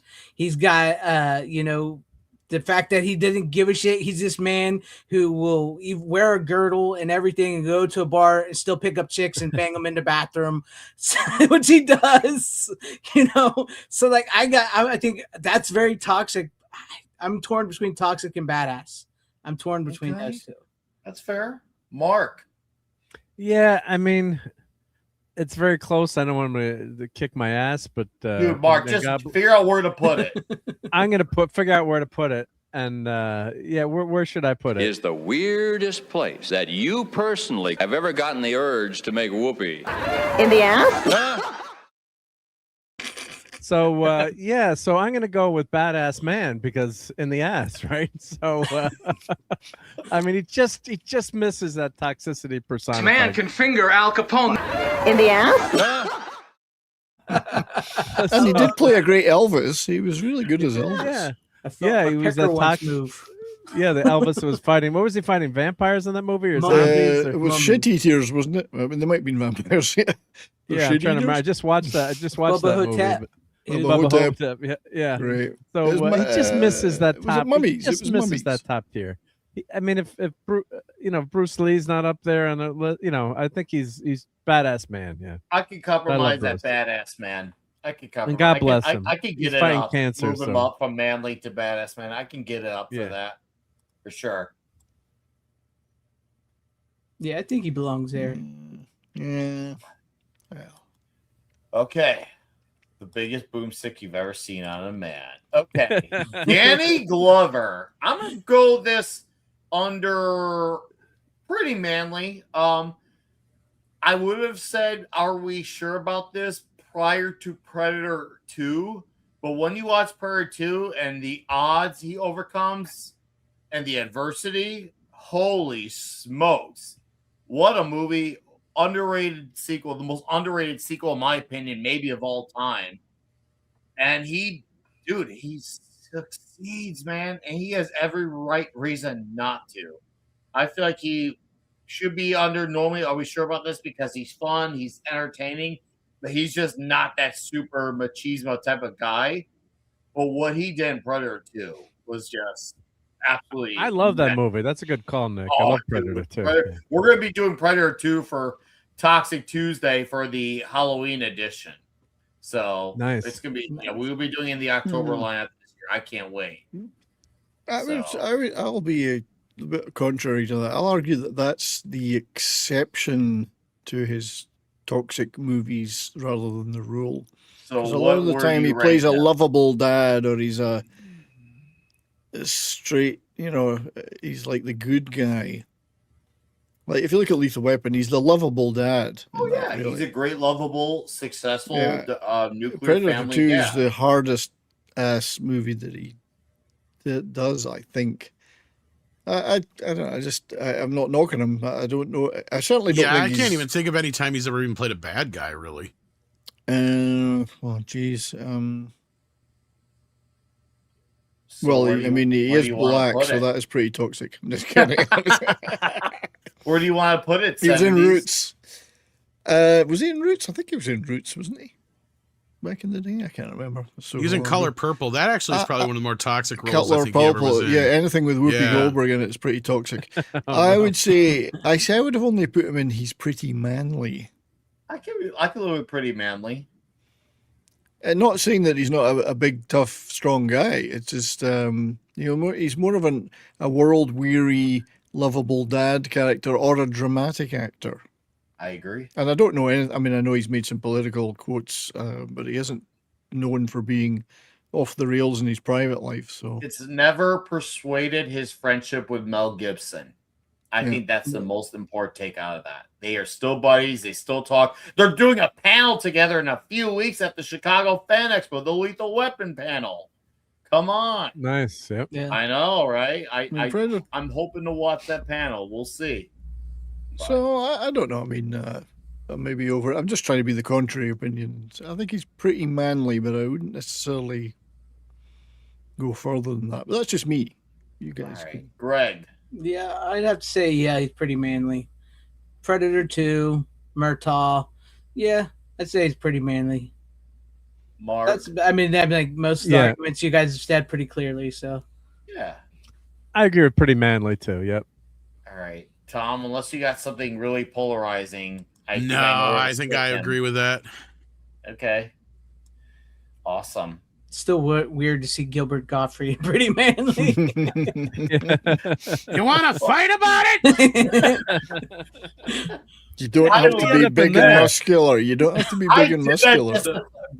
Throw the balance off this list like crazy. So it makes me question everything. It worked. So, okay. Danny Trejo. Mark. Yeah, I got to go with Badass Man, but he almost can make that toxicity personified, but he played like a loving dad on the Arrow on the Flash TV show. Well, he was a badass, but then he got all soft on the Flash. So, but yeah, he's a badass dude, but it just misses the top tier. But yeah, someone I wouldn't want to get in a fight with or like look at that's scary. So I could live with toxicity personified, but I'm gonna go with Badass Man. I'm going to second your notion. Badass Man has some role model-like qualities to him, too. I think he's also been, like, super sober for the last 20, 30 years, something like that and as he does well. a lot of addiction charity stuff as well. Yeah. So, he's a great guy. 70s. No, yeah. He's an exemplary guy off screen. I mean, he's a wonderful guy. Does a lot of good work, helps a lot of kids and at-risk people with addiction. He checks off on the Badass Man. I'll pass it off to you, 70s. I was going to say really quick too, but was Danny Glover diagnosed with Alzheimer's recently? Sorry to backtrack. Yeah, no, he was. I can't remember. God bless him. Yeah. Yeah. Oh, that was bad. That was a terrible joke. I can't remember. How long ago was this? Danny Trejo could be considered real second 2 degrees of separation toxic because he was killed by Charles Bronson in Death Wish 4. Yes, he was. So does that count? No. Being killed by Charles Bronson elevates your toxicness. Yeah, he's made some really, really dangerous roles and like total macho, killer, badass roles. But off screen, he's such a wonderful guy. I think that it would be hard to say he personifies toxicity. So I'm happy with Badass Man. Okay. Because his film roles are badass, most of them. Well then, and he has got a lot of backstory. He's a straight ahead guy, but the backstory's pretty bad. I mean, he was in prison. He actually was an addict. Yeah. But yeah, when he came out, he does mostly play like bad guy characters and stuff. But like you guys said, he's really mellowed now, and he's really gotten. So, yeah, I gotta say, Badass Man. It's just There would have been a time if we were still talking about when he was in drugs and in prison. Yeah, but he's really not that, even in his movie wise. So yes, that's right. Yeah. He always wanted his villain characters to lose or die as a way of saying, "Hey, kids, crime doesn't pay." Yep. That was his whole gist. That was like his one rule, which I'd say that's a very commendable rule. Like usually actors kind of throw their weight around for the dumbest of reasons. That's probably one of the best reasons I've ever heard ever. So I respect Danny Trejo for that. Badass. Tom? He's one of the only people on this list that I've actually been able to talk to as far as like interview or whatever. Yes, so you have. Yeah. God, he's pretty badass, I gotta say. Okay. I think we're in unison on Danny Trejo. All right. Final four. Jet Li, James Bond. Yes, I picked Pierce Brosnan for James Bond. And then Patrick Swayze, and then Sylvester Stallone. So Jet Li, I'm going to do, and this was tough because I could go either way with badass or pretty manly. Because some movies he definitely has that absolutely badass quality, but then outside of life, he's really zen, kind of like a Jackie Chan. He's really more good natured. He's very Buddhist type of guy. Obviously, has a really great relationship with his daughter. I do watch his YouTube channel. He's got a book coming out. I'm probably going to read as well, like Dolph Lundgren's. So, but man, has he made some of my favorite, most underrated action movies ever. He has great parts in movies where he's a supporting role, like Lethal Weapon 4. He has one of the best fight scenes in the first Expendables movie against Dolph Lundgren. One of those underrated fight scenes ever is that fight with the big man. It's a whole battle of David and Goliath. I love that fight so much. Yeah. But then you have like underrated movies. The most underrated movie on the multiverse ever, done better than 95% of movies on the multiverse ever. I'll challenge anyone on that argument. But then there's The Kiss of Death, which is ultra badassery. I mean, Kiss of Death is so damn good. So I'm caught between a rock and a hard place with badass and pretty manly. So I'll let you guys break my tie on there. Tom, Jet Li. It's pretty manly. Pretty manly. Okay. 70s. I think I would probably put him in pretty manly, and you mentioned the reason why I would probably do that is that his many of his roles, but also his off-screen life, as you say, he's a committed Buddhist, philanthropist, very soft-spoken guy. A lot of his movie roles are not ferocious anti-hero killer type roles. They're more calm, philosophical. So I think he's he's in the pretty manly category for me. Okay. Which is great. Greg. Yeah. I want to say the badass man because he's a good fighter, but I think I got to put him in. Yeah, he's pretty manly, based on all that with his zen qualities, and like even he's in that Crouching Tiger, Hidden Dragon. He does movies, his movies are not quite like some of like Statham's or Eastwood's or something. So I can't really say he's toxic. Yeah, he is a badass, but yeah, he's pretty manly. Yeah, he's pretty manly. Mark, unless you have something really polarizing to add, I'm gonna manly. Put him in the pretty manly. I mean, he's freaking scary in Lethal Weapon, like Matthew said, like generally scared of him, but other movies not as much. But yeah, he's a badass dude. But yeah, pretty manly. Yep. Crouching Woman, Hidden Cucumber. Okay. Where's that cucumber hiding? What? What's up, Tetrarch of Apathy and TZ? Good to see you gentlemen here, especially I see TZ hanging on the Rumble side. Good to support the green button. Guys, great crowd here tonight. Thank you. There's been around 30 of you here. I'd love to see that shit. All right, the next one's a photo of Pierce Brosnan as James Bond, but we're talking about the character James Bond. Once again, I just mix some shit up when you throw in Gilbert Gottfried, Rob Schneider, Justin Bieber, Stone Cold, Lemmy, James Bond, fictional character. I don't see how this could be anything less than toxicity personified, and we're going to pretend we live in a world where nothing happened beyond Casino Royale. I mean, if this is James Bond, it's toxicity personified. I mean, He gets the woman. He sleeps the woman. The woman turns on him. He kills the woman. So Then he sleeps with another one. Rinse and he repeat. sleeps with another Rinse and woman. repeat. It does the same thing. Yeah, he moves on. He does it over. He drinks martinis. He wears suits. He beats the shit out of people. He's got license to kill. James Bond is toxicity personified. So He does it all for Queen and Country. For Queen Yeah. and Country. yep, he's like the British version of Clint Eastwood. So Yeah. He doesn't wear a 70s. poncho, though. Well, mind No, you, he he might doesn't have in one of the Roger Moore movies. I'm not sure. Where you Yeah, at, you nailed it. I 007? think you nailed it. I think, Greg, he sleeps with everything that moves, kills everything that moves that he needs to, drinks lots of drink, lots of hell. He even smoked in the earlier movies. yeah, Gambles a lot. Likes to drop a lot of one-liners after he either A, screws someone, or B, kills them, or C, both. So it's the total alpha male fantasy for all of us.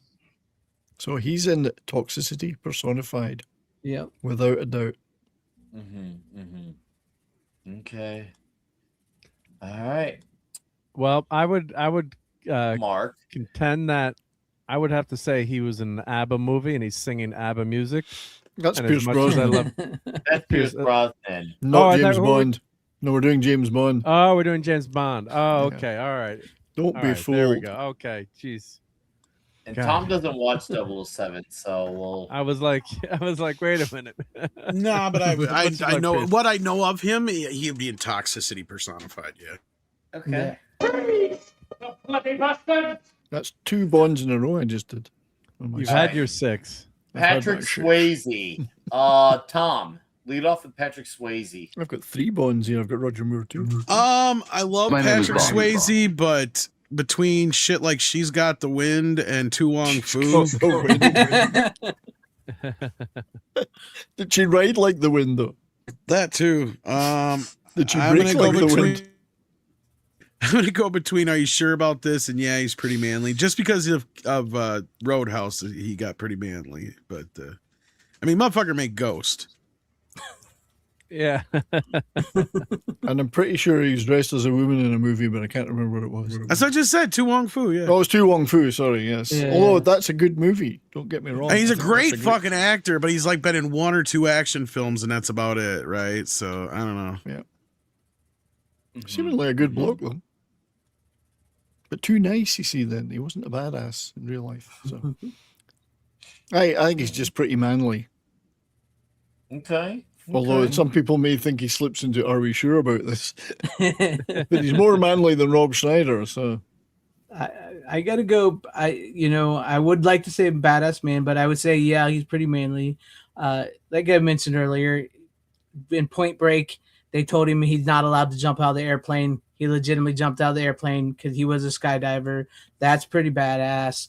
Roadhouse is great, but that's like, then you get Dirty Dancing, you get Ghost. wait a minute, Greg. Dirty yeah, he's Dancing. pretty He manly. did romance a schoolgirl in Dirty Dancing. I know when That's you really pretty think about that toxic. movie, she's like what 16 or 17, and he's 16 like, or something, and he's like That's 35. an argument. That's an argument he's like, to be made. nobody there for puts badass baby in a man. corner. I'm taking your daughter, old man. I mean, that's a little toxic. That's a little toxic. It is. So, Oh boy. See, I I was mean- originally under Pretty Manly, but now I might have to bump it up because of that. I still think it Right. only puts him in pretty manly. It just puts him above. Are we sure about this? Greg is a huge Dirty Dancing fan. Noted. Mark. No one put. Hey, I No will. one puts him in I a will corner. lie, I do like the movie. I had a friend who broke up with his girlfriend in high school because he's like, Mark, I can't take it anymore. Every weekend we have to watch Dirty Dancing 3 times. Oh, There's other reasons why I my wanted That- God, now that's just no. like too as much. good as she is. He's like, I just can't do it. I can't do it. Yep. And then she was the girl he taught how to change the oil, and then she filled her car up with oil the whole way up.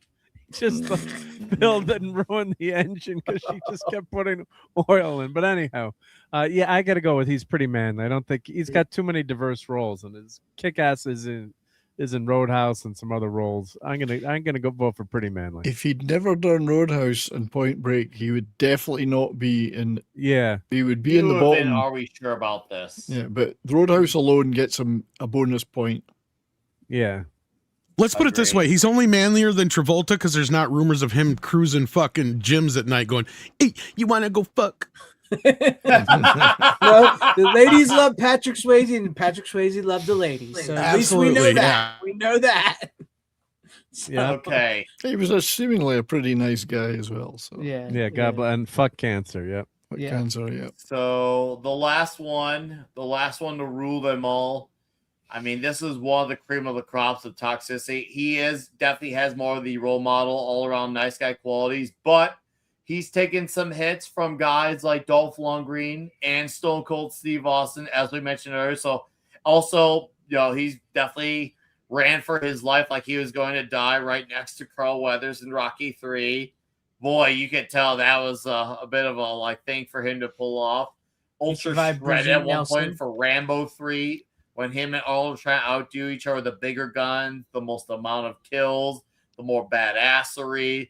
I mean, God, some of his movies are toxicity personified. Rambo movies, Cobra. That's why I picked out this Cobra poster with Marion Cobretti on there. Tango and Cash, the Rocky movies.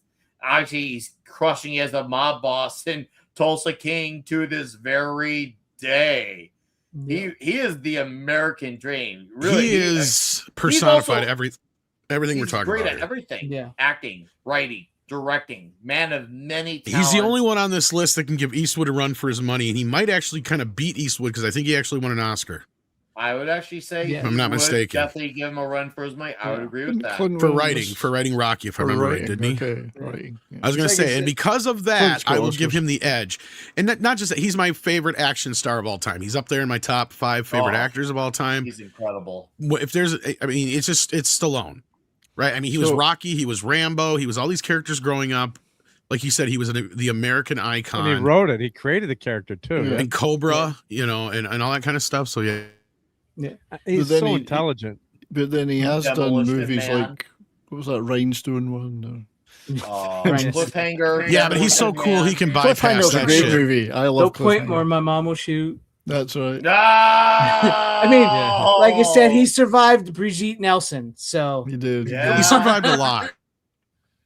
He did. I didn't think Stallone won an Oscar for Rocky. It was Chuck was nominated. No, he didn't. No, he but still, Eastwood has 4. That's right. Okay. Yeah, but those are all directing. Yeah. I'll welcome any No, arguments. it's just for directing, really. You know how he directs? Whenever you're ready. Yeah, he makes sure he picks the right script. He's a pretty clever guy that way. Any contrarian arguments to toxicity personified for one Sylvester Stallone? No, I was thinking of putting him. I was thinking of putting him next to Rob Schneider just so Rob wasn't lonely. But well, I think he's the only person on this list who has starred in a movie with Rob Schneider. Probably. Yes. That would be a great trivia question. And if all these have any of them been in a movie with Rob Schneider? Bro, so you're saying Stallone has. When he threatened to divorce his wife over the dog and got a tattoo of the dog, right? And she came back to him. So he's good. That's like the old joke. My wife ran away with my dog. Gee, I miss him. Oh, yeah. Ouchie. Oh, man. Well, guys, that is our Toxic Man tier list. I'll post that on Twix. What a show this has been. Holy smokes. Guys, in chat, thank you guys for being here. This has been a blast of a show. We've had a great crowd, consistently really engaging. Thank you guys for your super chats. Thank you for hanging out on Rumble. Next Tuesday night, because Toxic Tuesday is still on a break. We'll be back next month with Kick-Ass. But next Tuesday night, I'll be doing a member stream. That's going to be great. It's going to be huge. And any member of any size is welcome to come on stream. Doesn't matter if you're the littlest member or the biggest member. You are welcome to come on this panel and hang out. So I encourage all the members to come hang out. I see 70s has. I thought everyone had Danny big members around Trejo here. has appeared with Rob Schneider in The Longest Yard. Oh, Well, in that case, then so didn't half these people. That I forgot all about that. You're right, because Stone Cold Steve Burt Reynolds Austin's in it. has. That means Burt Burt Reynolds Reynolds is in has. it, and Because of the remake, he was in the remake. So yeah, I was so gonna there you say go. most of these guys. Yeah, Adam Sandler is the key to all of these people that connect. 66 degrees of Adam Sandler. The key to everything. That's a weird phrase to say. What time is it? It'll be at 9:00. The way this show started, it'll be at 9:00 for sure. It'll be fun. This Thursday, Nick Talks Trek will be postponed a week because I got dad appointments to do for my 10-year-old for her glasses and such, and I can't afford to take any chances. So I apologize for postponing that back. But the good news is the guest for that will be Professor R2. So Awesome. he is ready. He is pumped. It's going to be huge. So I can't wait for that. And, of course, Saturday will be Clobby's Comic Shop, issue number 99. So that all said, I'm going to let these gentlemen plug their plugs on the way out. We'll start off with Marky with a C, who slid in late in the game. Mark. It's always great to be able to slide in. Plug your Thank plugs. Slide yes, it in so nice let me get and quiet. my plugs here. Yep. So Sunday Night Geekery, I'm going to go see that new Nolan movie that's out. Is it Batman 4 or The Odyssey? Yeah, Batman 4. Yeah, Batman 4. Mark is a big Elliot Page fan. We should. Yeah, I am. Yes, yeah. Oh, and I got the Cliff Notes for The Odyssey. Okay, it's in the desk. I can't grab the show, but I got to read the Cliff Notes for The Odyssey. I found my high school notes, so I got to check out to see how historically accurate it is. Is it very homoerotic? Is it homoerotic? I think it's homoerotic. Yes. I think so. Yep. And I thought that was it Homer. I think this guy wrote the Odyssey, right? Wasn't it Homer Simpson? He did. Yeah. Homer wrote the Odyssey. So I'll be talking a lot of homoerotic stuff on Sunday Night Geekery, 10:30 p.m. Eastern. Be there. Thank you. All right. Thank you, Mark. Appreciate it, sir. Great I'll to put see you here. Late I'll put sliding. my channel in the chat here. Yeah. Go ahead and plug your plugs. And Rumble too. I need people on Rumble. You want to fill in some gaps? For me. So I expect everybody in the chat here has known me for years and they're already subscribed to me, but I'm one away from 2,600 on YouTube. So if anybody hasn't subscribed to me, just pop in there and push me over the edge. That's what I said to Flossie the other day. You sound like you're from Creed. I'm Creed. Push me over the edge. So yesterday's show was possibly one of the funniest ever we did, talking about the Village People's Can't Stop the Music movie. So I may curse my panelist Michael Jones for sending me a copy of that movie and forcing me to do it. Next Monday, normally I do a gaming stream every second Monday. Next Monday, though, because of the sad death of Sam Neill, we're going to talk Sam Neill and Event Horizon in particular. So that's next Monday's show. And between now and then, there will be stuff, videos and things. So cool stuff. In fact, tomorrow's short is about this particular piece of vinyl. I do a short just about every day on my vinyl collection. This is the John Cougar concentration camp, which is a San nice Diego. wax in your hands. John Cougar concentration camp. One of the best names for a band ever. It's a single. This is a 7-inch single, Mark. You're too young to remember. That should be canceled. John Cougar concentration. That's why you don't hear them on the radio. Yeah, that's tomorrow's single. Yeah. They play that at Hogan's Heroes. I mean, it's like they are in the list of best band names ever. So. Oh my god! Yeah. Hey, 70s. It's been fun. It's been real. Yeah. It's been very homoerotic tonight. Very, very stimulating, dude. I mean, I heard this that man can finger Al Capone in the ass.